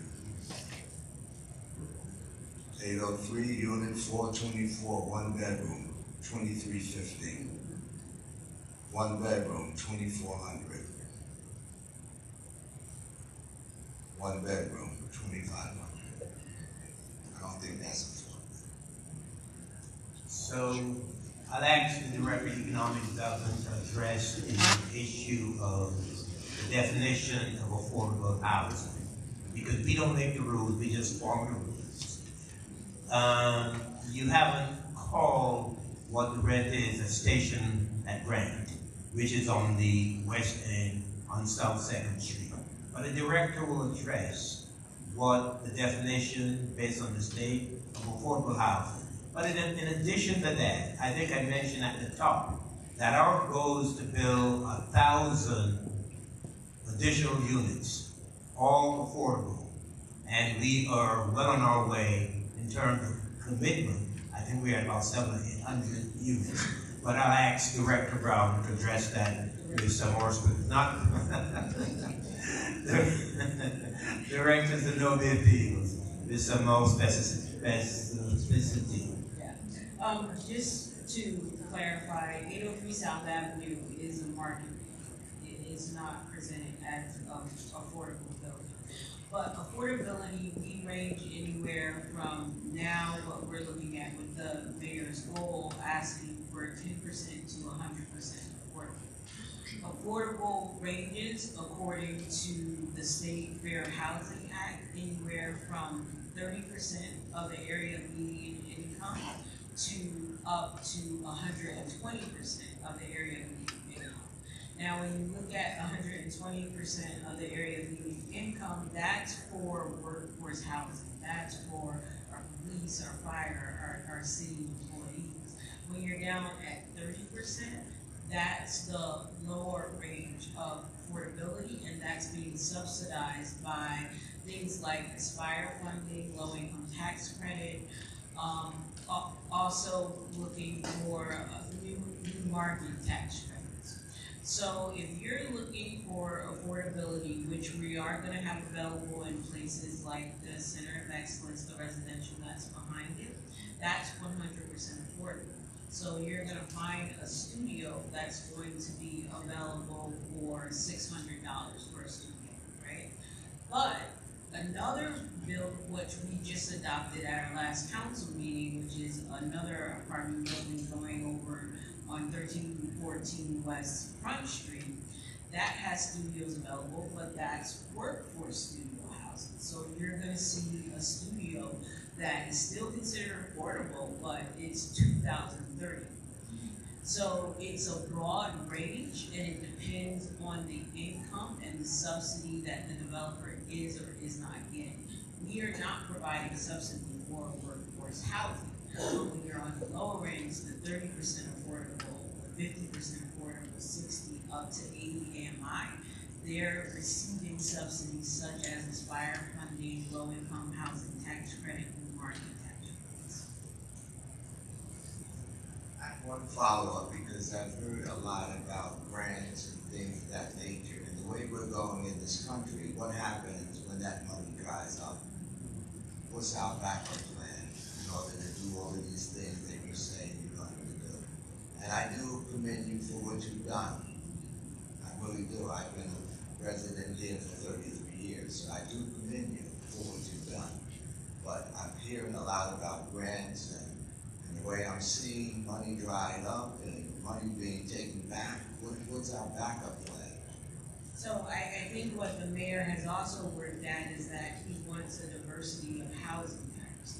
So if we mentioned earlier that we had certain city properties that were available, those city properties are, you're looking for homes for sale, and I'm sure you know that according to our land use zoning, the city property for a single family home has to be a minimum of 5,000 square feet. For a two-family home, it has to be a minimum of 10,000 square feet. So we try to be creative and look at our zoning controls that we had in place and said, well, let's start and look at some of the property that we have that may be smaller than this, but it's an opportunity to allow affordable homes for sale. So now we have a redevelopment plan that focuses on home ownership, small lots. So you have small lots that can be up as small as 2,400 square feet. And on that, you can build a small home for sale. And we're working with the developer. Instead of us getting a purchase price for that property, what we're putting that into is a down payment assistance fund. So we're saying to that developer, not only you're building these modern homes, which these modern homes, they would go for $800,000 if they were going on sale at market price. But we're telling them you can only sell them at about $500,000. And then you have to look at an income deed restrictions where the income has to range between $150,000 and $250,000. And then instead of us getting the money for the land, we're saying you give at least $30,000 to that potential homeowner that's a Plainfield resident to purchase that home. So I think what the mayor has done is that we have several investors in Plainfield that partner with us and try to be creative in looking at our housing options. You take one online, and then we are back to you. So Cornethia McLeod, I'm not sure, there's nothing addressed, but she says, with all the new buildings going on in Plainfield, which is great, has there been any thoughts about a permanent large space for senior activities other than the senior center? Well, we do have a senior center where it's always teeming with activities. But in addition to that, we have lots of recreational activities for our seniors. The PPAC, we provide lots of activities at the PPAC. And so the space that we're talking about also as a center of excellence / recreational facility will also provide even more opportunities for our active seniors to participate in. So the senior center is a wonderful facility that offers a lot of activities for our seniors. The PPAC, we offer lots of activities there for our seniors as well. But if you're asking us, are we going to build a new separate facility for our seniors? That's not in the cards, because we do have a senior center.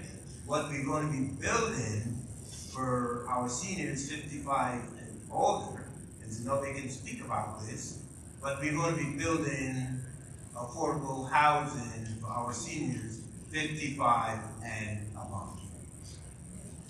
So, as the mayor mentioned, that's one of our affordable developments. So, in Lot 8, that's going to be 100% affordable for 55 and older. That's located at 2234 Somerset Street. That's going to be 120 units. We are looking at what we can put in our commercial area, working with other developers in our downtown, where if they build senior affordable housing, they also get funding to look at, for example, medical care facilities and other activities. Also on Front Street, we do have a seniors activity center that is going to be built by one of our developers at 216 West Front Street. Senior. That's close to McDonald's. Senior living. Next question, please. Good evening, everyone. Sharice Coons, 141 McKinley Place. I have a couple of things that I'd like to discuss. The first thing is the lighting in the city. I know I've come to several city council meetings over the years, and I've talked about the lighting in the city. Usually I come out to a city council meeting about October when you do the fallback. As I get older, you know, it becomes difficult, you know, in the evening. You know, as I was walking into the building here, I noticed that the lights seem dim. And, you know, I don't know if there's anything that can be done about the lighting. Can we kind of boost the wattage up a little bit? Because, you know, it seems really dark. And I'll just use, you know, as we're walking into this building as an example. My next issue, or the thing that I wanted to bring up, was, you know, I appreciate all of the building that is going on in the city, and I think it's a good thing that, you know, we're going through a renaissance, and we have, you know, new development coming into the city. But my question is the infrastructure of the city capable of handling the extra traffic that is going to be generated from, you know, all of this new development? I know, you know, there are times that I don't know how many of you have ever tried to drive from Rock Avenue to Tower Road. It takes a long time as you're driving through, if you're trying to drive through the city, sometimes I'll just go and jump on 22 so I can get down faster. Because I'm really concerned about the amount of traffic that will be in the city with all of the new development. Then I have one more I'll give, and then I'll give you guys an opportunity to address them. And I'm not sure which department is responsible for addressing the overcrowding in the different properties within the city. Again, I've come to city council meetings or I've attended them online, and folks have talked about the overcrowding that seems to happen in the different properties in the city. I actually live next door to one of those properties, which seems to be a problem property. It is a 2-family house, and there has to be more than 20 people living in that property. And it seems to be a general rotation of people in and out of the house. You can always tell when the residents are changing because you see different cars.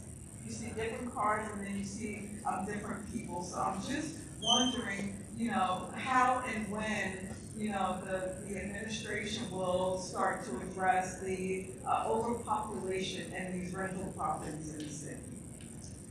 So I will begin to attempt to answer some of the questions that you raised. As far as the overcrowding is concerned, if you can do us a favor, and you don't have to necessarily speak it out, but if you can give us the address of that particular property that you are referencing, as far as overcrowding is concerned, we will take a look. So please, if you can give us the address of that property, it would be very helpful. I can do that, and I can give you the homeowner's name and number too. I call them all the time. Okay. Yeah, we will take that information from you. As far as new developments are concerned, new developments are happening across the state in an attempt to meet the demand for housing. And anyone who travels on South Avenue from as far on the western side of South Avenue, the Front Street, South Avenue, all the way east to Elizabeth, you will see what is happening in every municipality, Union County, and even outside of Union County, the same thing is happening because there's such a demand for a house. And that is something that you will see continue. The infrastructure, we have to be conscious about that, which is one of the reasons why we invest in rebuilding and repairing the infrastructure. Front Street, we just spent millions of dollars from the border with Denellen all the way up to Plainfield Avenue, and that will continue along Route 28 to our border with family. So we're investing as much as we can in the infrastructure of the city of Plainfield. It is necessary, and to the extent that we're able to do that, we're going to do it. We will focus on grant dollars to do a lot of this work, especially on Route 28. This is a state highway. And I don't believe in spending your tax dollars, our tax dollars, on rebuilding a state highway. And because that has long been my policy, we reached out and we got grant funding with the assistance of Assemblywoman Carter, the assistance of State Senate President Lisa Carter. And so we have been able to bring millions of dollars into the coffers of the city to rebuild Route 28, which is a state highway, and we get grant funding to help us with other roadways in the city as well, and we're going to continue to do that. As far as the lights in the city are concerned, we have this program called Light Up the City, this initiative. And we would like to replace as many of the lights as possible across the city with LED lights. And in the different parts of the city, where there's what I call darkness, where there isn't enough light, we encourage our residents. We need your help. There's that metal strip that is on every utility pole. If you can help us by giving us that number that is on that pole, on that metal strip that is on every pole, it will help us to address the concerns that the residents have in some neighborhoods about lighting. And if there is a light on that pole that is too dim, our goal is to change that out to an LED light. If there's a pole that doesn't have a light, and you would like to have a light on that pole, give us the strip number on that pole, and we will make sure that we install lights in areas where there's darkness. That is a commitment of this administration. We will light up the city. We need your help. Give us the numbers on those poles, and we will make sure we act upon that request in order to put more lights across the city and to change out light bulbs to LED lights. I hope I answered all the questions or your concerns. Next question. I'm Gerard Polius on 689 Eastern Street. I've been there over 15 years, 16, maybe going 18. And for the past 3 years, my rent has gone up by 57%. Do I have any redress? I know that you plan to put on a rent control ordinance. Can you make it 2% instead of 5%? So there was a rent control ordinance that was introduced, and it was tabled at the last meeting because of a number of concerns that we've heard from across the city, from people like yourself, from many different parts of the city. And so the intention is to rework that ordinance, to hear the concerns that people have brought to our attention, and to go back to the drawing board as far as that ordinance is concerned. I must tell you that the issue of rent control is older than most of us in this room. There have been many attempts over the years, dating back to the 50s and the 60s and the 70s, and it's always a challenge to get to the right place.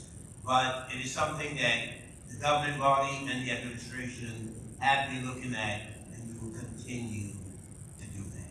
Will you actually do it this year? What? I wanted it in March, actually. I said like March next month. I want it done in March. So, like effective the first. I've been for 3 years. My rent went up by 57%. What I can tell you is that we hear you, we've heard others.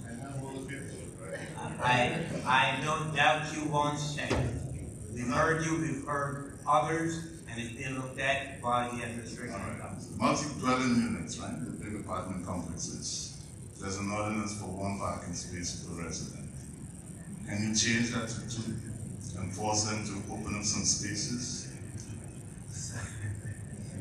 It doesn't work like that.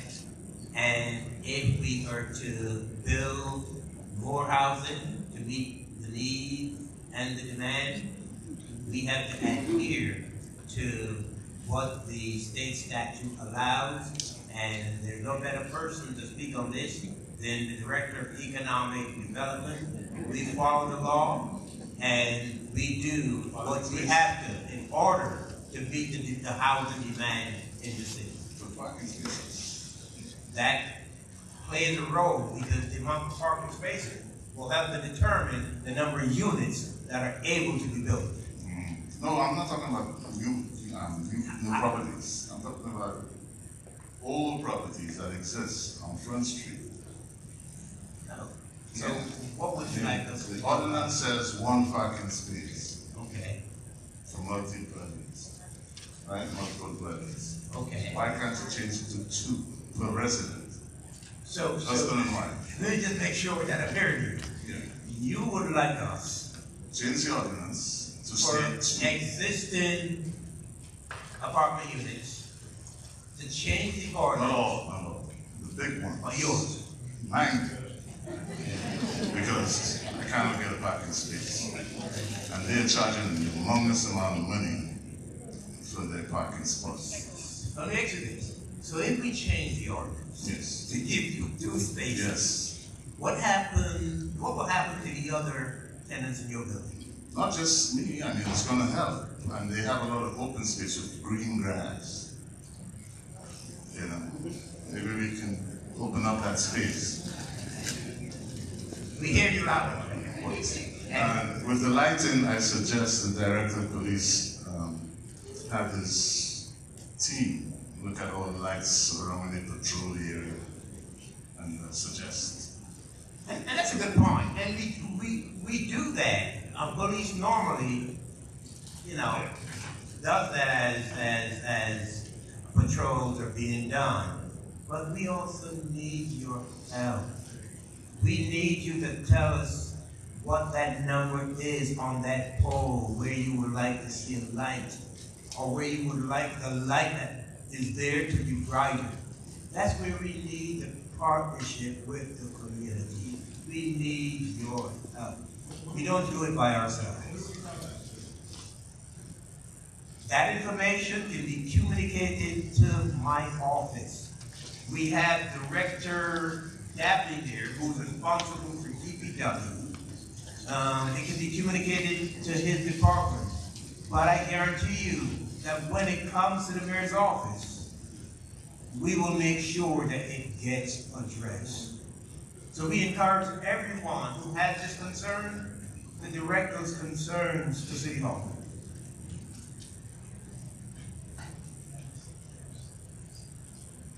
So really quick. So yeah, you can also talk to your council people as well. We've all been instrumental in adding streetlights to all of our wards, respectively. And so I know that in the first ward, we've added at least 11 new lights to our poles. This is about 2 years ago that we've done that. And we've done that in partnership with PSC&G. To your point with respect to your landlord raising rent, I don't know where you live, but I think that we need to make available our tenant bill of rights so that you guys understand what your landlord can and cannot do as far as raising your rent. And if they're going to raise your rent, they have to give you a specific amount of notice. So I will help bring forth the tenant's bill of rights so that you guys understand what your landlord can and cannot do with respect to raising your rent and all that other good stuff. So I'll make that available to you so that we understand, so that we are sure that our landlord is doing the right thing.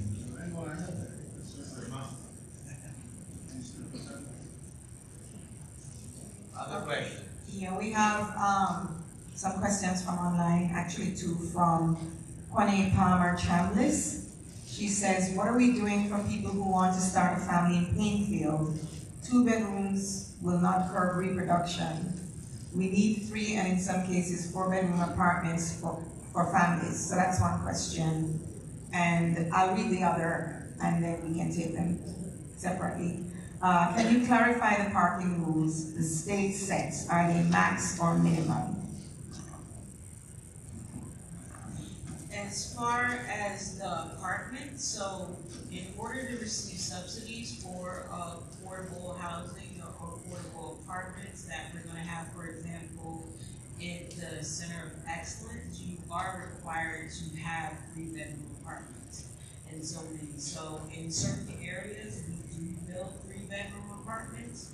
In terms of 4-bedroom apartments, we don't have many 4-bedroom apartments, but in terms of the townhomes as well as the affordable homes for sale, they are 4-bedroom.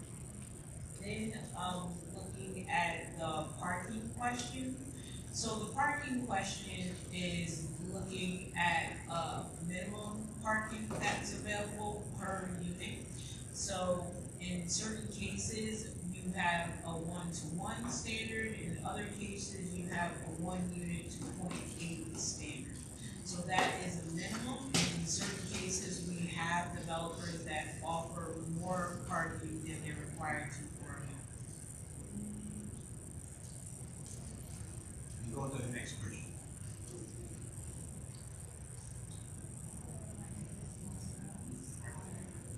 Testing. We can't hear the question. I was fallen firefighter Marquise Hudson's partner of 12 years and mother to his youngest child. Marquise lost his life in service to the city, and our lives have been forever impacted by his death. While the city of Plainfield has designated a holiday to honor his sacrifice, I was wondering why there was no public acknowledgement of his 1-year anniversary of his passing, especially considering his dedication to this community. Could you please explain the reason behind this and what steps the city plans to take to better honor fallen fire responders in the future? I'd like to note that I have left multiple comments on the City of Plainfield's social media, and all of my comments were ignored and promptly deleted. My mother has also called down to City Hall. She didn't really get a response as to why he wasn't acknowledged on his 1-year anniversary. I'm hoping now that in front of this audience, you can provide me with answers that I can share with our children and our families. It took a lot for me to even come here today, since he lost his life right across the street. So I do want to thank the fire department for acknowledging his passing on his 1-year anniversary, and then also, I don't see him here, but Mayor-elect Richard Wyatt for coming out and supporting privately and publicly. So I guess my question is, since you guys said that you guys wanted to have a day honored to him, why did the city not publicly acknowledge his passing on his 1-year anniversary outside of the fire department? Can you repeat who you are, your relation to our fallen firefighter? His girlfriend of 12 years and mother to his youngest child. We've met, we've actually delivered the news he passed to us. So I am aware that there is going to be a trophy on his behalf, but again, it's more so why he wasn't acknowledged on his 1-year passing, especially since he was the first firefighter to lose his life in the line of duty in this city. What I can say to you and to the members of the general public is that the death of Lieutenant Hudson was very hard on all of us. And we have done everything we possibly could to assist and to support Marquise's family, his offspring, and to be there in that gap that was created by his passing. So we have done everything that we could. But even beyond that, we have a major memorial plan, which the goal is to unveil that in the spring. And that memorial will have a life-size image of the late Lieutenant Hudson. So when it comes to recognition, we are very, very consciously aware of the need to do what is right by those who have served this city and who have given their all, given their lives. And it's not only Marquise that we're going to honor. We're going to honor all fallen firefighters from the city of Plainfield with a major memorial that will stand forever. And that's what we're doing. And so we apologize to you if you felt that there should have been some other acknowledgement on an annual basis, if that's what you imply. We apologize if that's the way you live. But I can tell you, we will continue to remember Lieutenant Hudson, and that's the reason why we have taken the steps to create a memorial to Marquise and the other fallen firefighters from the city of Plainfield. So I do understand that, and I do appreciate that. But again, not to acknowledge his life on his 1-year anniversary. I understand we're going to do that in the future, and I'm very happy about that. he was not acknowledged 1 year after he passed away. And that's like the biggest milestone you could have, is his 1 year anniversary. And no one from the city of Plainfield said anything. I looked on your Instagram, I mentioned it, you didn't respond. The city of Plainfield, they didn't respond. Tapping to Plainfield, they didn't respond. The only person that I've seen post anything was the FMBA and Mayor-elect Wyatt. I didn't see anyone else. I'll answer that. We have done so much for you and the family, and I am just at a loss as to why you will take the position that you take. We will continue to do all that we can for the Hudson family because of his ultimate sacrifice. He will never, ever be forgotten. I'll pass it on to the Vice Director. On his 1-year anniversary, we did have a balloon releasing at the fire department on Staff Avenue, if you were there. The fire department is not a separate entity from the rest of the city. Whatever happens at the fire department under my guidance is also under the guidance of the mayor. Otherwise, it doesn't happen. So I wasn't there personally because I couldn't be there, but the 2 deputy chiefs were there and they spoke on behalf of the constable. So he was acknowledged on that day. I didn't say he wasn't acknowledged. I just have specifically by the city of Plainfield. The fire department is the city of Plainfield. There's no separate. We all under the same auspice. There is no separation of. It's a separate entity. We all belong to the city of Plainfield. Again, we apologize for the way you feel about how the situation was handled. We thought it should be handled differently, but we know what is the right thing to do. And that is to remember Lieutenant Hudson, who gives the ultimate sacrifice. He will be memorialized by a memorial that will be at the corner of Central and West 4th Street, even along with the other firefighters who gave their lives in the line of duty serving the residents of Plainfield. We will do the right thing, and we will always remember Lieutenant Hudson.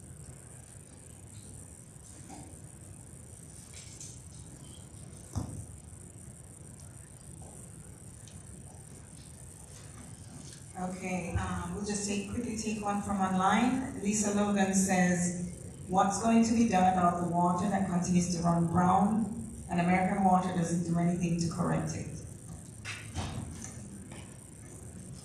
So,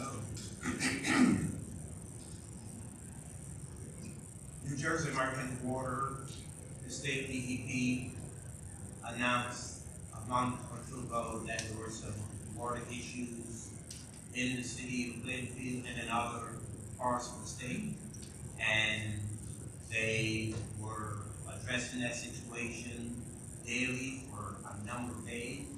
I have no indication from New Jersey American Water or from the state DEP that there's a problem with our drinking water here in the city, and if there is a specific case where someone is experiencing groundwater coming from the tap, we need to know that. We should report it to the city, the health department, so that we can do the appropriate follow-up. But we have no knowledge of any issues with the water quality in the city of Plainfield. If you are having a problem, by you I mean the residents of the city, please bring it to our attention. Give us your specific address so that we can do the appropriate follow-up with New Jersey American Water as well as the New Jersey Department of Environmental Protection. Because we want to make sure that every person is drinking safe water in our city.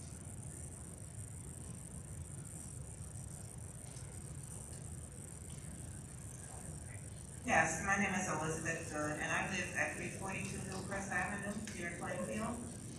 I want to know, you're talking about all the projects that you have going on in Plainfield, putting aside the buildings, but all the constructions and whatnot. You're saying that that's, you're getting congressional funding for that? My concern is that, do you have the money in the bank? Because what's going on down there in Washington, how do you know you're gonna get that money?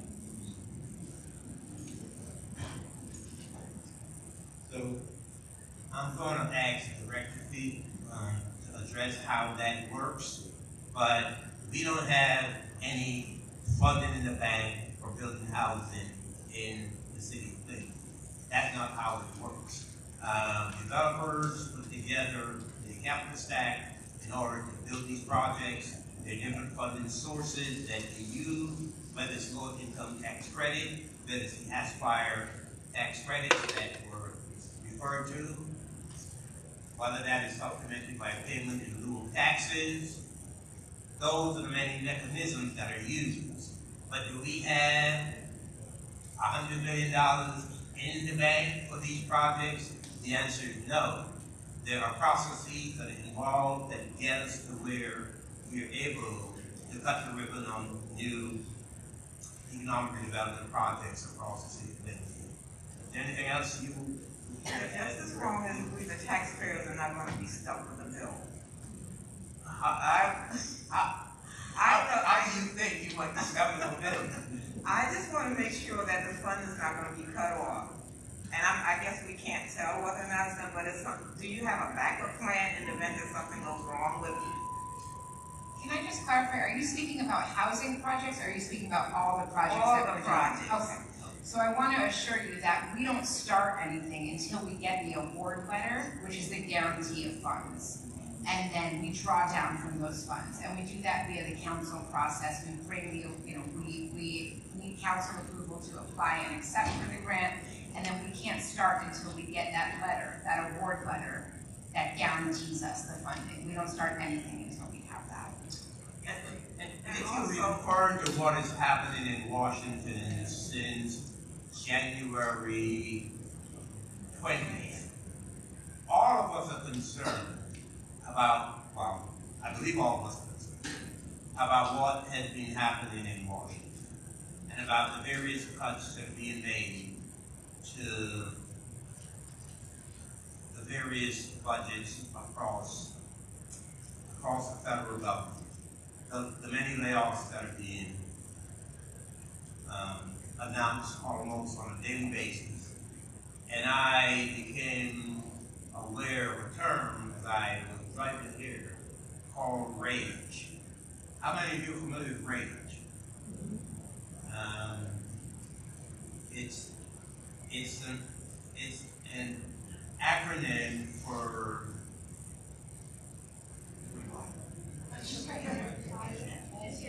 rage. Retire all government employees. That is the plan that the administration of the new president intends to carry out. You're hearing it every day on television. You're seeing the effects of it. Retire all government employees. That is the plan of the new administration in Washington. But there have been many lawsuits filed in order to make sure that the Constitution is respected, and I believe so far we've had the judges on our side. I think we will continue to have the judges on our side. And although we're all concerned, people are not standing idly by, allowing what the new administration would like to do. They're not standing by as sitting ducks, allowing these policies to be carried out, these misguided policies. And so the tap will not be turned off in terms of funding that is going to be coming from the federal government. There's going to be a fight by attorneys all across the state, attorney generals across all of the country, and I can't promise you anything other than that there are people that are going to be fighting on behalf of the American people. And we see that, and the judges know what their job is, and they have been doing it rather effectively to blunt the force of the misguided policies that we see coming out of the wall. Okay, my next question is, we talked about bringing in homes, and we need affordable homes and all the projects that we have coming into these different cities. What are we doing to address the pollution problem that comes with that, with all the traffic?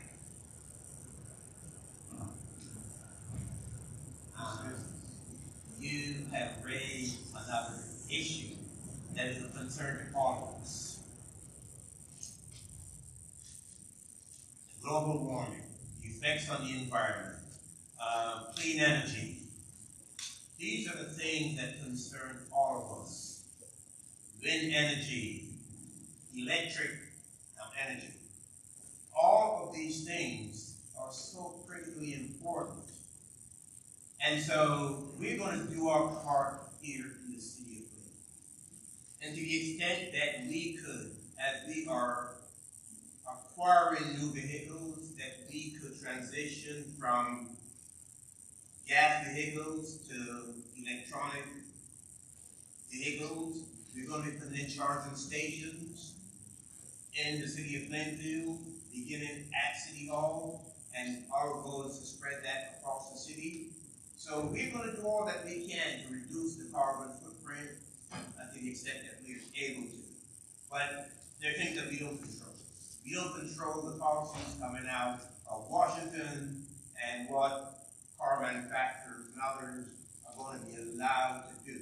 But we're going to play our part in Plainfield to make sure that we are stewards of the environment, because that's important to us.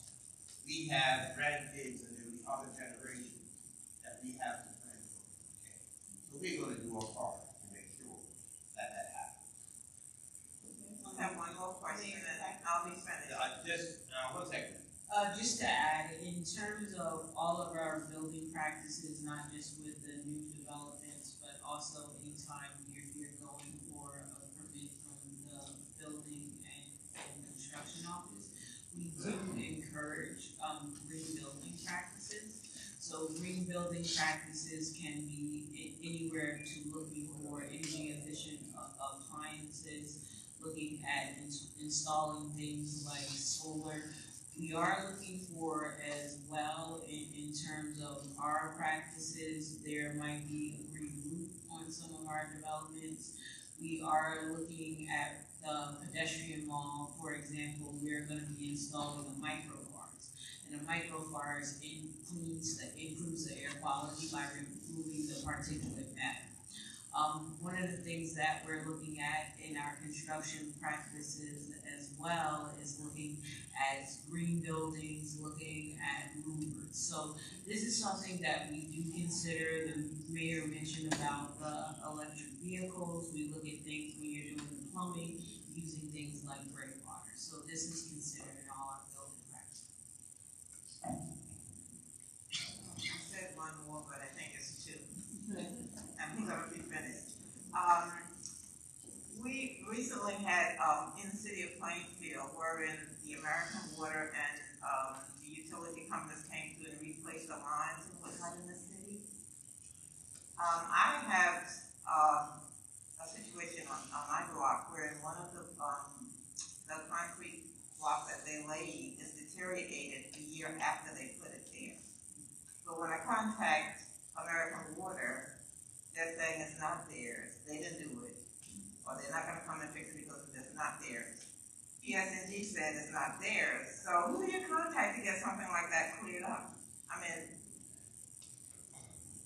they came through and they tore up the sidewalks and everything, and so it's up to the homeowner to get all this stuff repaired. So, I'm gonna ask Director Dabney to address that. But I know that New Jersey American Water has been changing all of the lead lines across the city. And you should give us your address, because I'm not aware of sidewalks being disturbed as a result of the replacement of these lead lines that go from the center of the street to the curb, and then some might go from the curb into a property owner's home.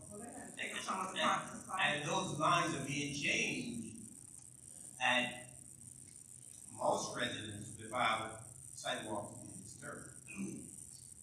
But we need your address and we need to have someone take a look at it. And the second question I have, not the second one, the last one, I promise. The parking in Plainfield is really terrible. And I think it was addressed already, but it's coming out the side streets. I'm a senior. And when you come out these side streets, I'm very nervous about it because you can't see over the trucks or you can't see around them when you're coming out. You're kind of like easing out and praying that nobody hits you while you're coming out. They're parking too close to these curbs. Is there anything that can be done about that? Like maybe a line drawn there wherein they're not allowed to park so far from the curb so that people can see when they're coming out of these streets? Just that record that we've been doing a lot of things to discourage people from parking close to the corners. We've been painting those yellow lines to push people back from the corners so that, you know, the line of sight wouldn't be impacted by cars that are parked. I am sure we have to do it in many other parts of the city, but as these things are brought to our attention, our goal is to address all of these public safety issues. And that's part of our safe streets and roads of plans, one part of the plan together. That's all part of it. Parking 50% by people in the corner, not blocking blind spots when people have to pull out, so all that's going to be being addressed. In addition to the other question you mentioned about the lead pipe replacement, we're looking into that as weather breaks too, because test was put in on certain properties to check the water line for lead. So we're going to look into that with American Water and make sure they come out and check all that. So if you can, you can leave your address with my staff in the back, and we'll address that. Okay, that'll be on our list to make sure what's going on. And it's for American Water, we'll address it. It's now 9:07. We'll take 2 more questions before we wrap. Sal Carano, 1284 East Front Street. I have a comment and hope, and then a question. We prefer a question, sir. I appreciate it, but I find it disingenuous that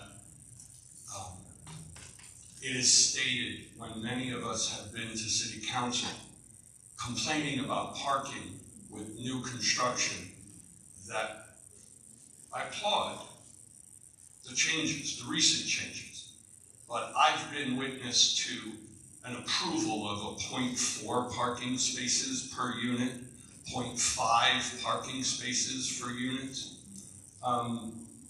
That's this is a personal question. This one thing. You know that's totally inaccurate. 0.5 or 0.4 parking spaces. You know that is totally inaccurate. And you should not put that information out there because it's not accurate. Ask your question, please. I will. I like the opinion of the first ward councilman as well, sir. This is personal. My neighbor, who is a contractor, who with the backing of a developer have purchased 2 or 3 properties within hundreds of feet of my property.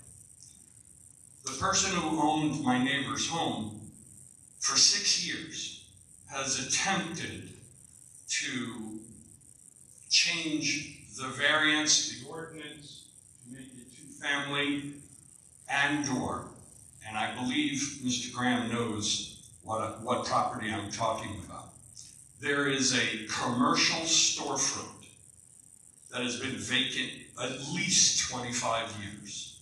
It's now been rebuilt. I'd like to know the position of the first ward councilman and the administration on whether or not they agree and approve of it as a business, as well as converting it from a single family to a 2-family. So I'll respond and give you my opinion, Sal, regarding the young lady developer that we both know of. She owns about 3 or 4 properties in that immediate area, and I'm probably not going to be 100% accurate, but this is based on the feedback that I got from her as I've spoken to her. regarding the property that is next to yours on Front Street. I don't know the exact address, but she's done some things to the property that she was unaware that wasn't allowed. She's a novice developer, but doing her best. She's been going back and forth with the city. She's gotten in some trouble, as far as I know, but with regard to what she is allowed to do to her property, she's getting, I believe, the correct information now, and being led in the right direction now, by learning the hard way, by doing it wrong, because she just didn't know any better. But I will, if Zenobia knows anything about the particulars on that particular young lady, she can give you better information than I can. Yes, 13. okay. So, I have nothing about all the papers, but we can give a general answer that if you do things unlawfully without a permit, it is a $1,500 fine. And it is per day, it is required. And we've had developers that mean well, but just don't know any better. And so they've gotten themselves in trouble, and they've learned to do the right thing. And now they're like really good developers. And I see that she's going to be a great developer once she really gets everything together. But she's trying hard, and you know, she's not getting away with things that she isn't supposed to be getting away with. And I agree. She is a good developer. The workers are incredible. The work that she's done to the other properties are incredible. I have nothing against the workmanship. I just wanted to know whether a single family next to me that for 6 years, the father and son tried to convert it to a two-family and was never approved. I just wanted to know the position, whether she was approved or in support of this administration in doing so, especially about the commercial storefront. Thank you, Mr. Corrado. I believe that Director Fields is providing you with an answer, and we will go on to the last question of the evening.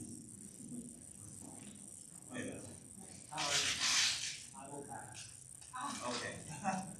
With that said, I want to thank all of you for coming out this evening and participating in this town hall. We appreciate your comments and questions. You did the best to provide you the answers. We will do more of these town halls. Next one is scheduled to be in the 2nd Ward next month. I don't recall the date, but the next one is going to be in the 2nd Ward. It's going to be March 19th. We are addressing concerns all across the city, and we invite you to continue to come out and let us have this exchange of information. Thank you. God bless you. Have a good day.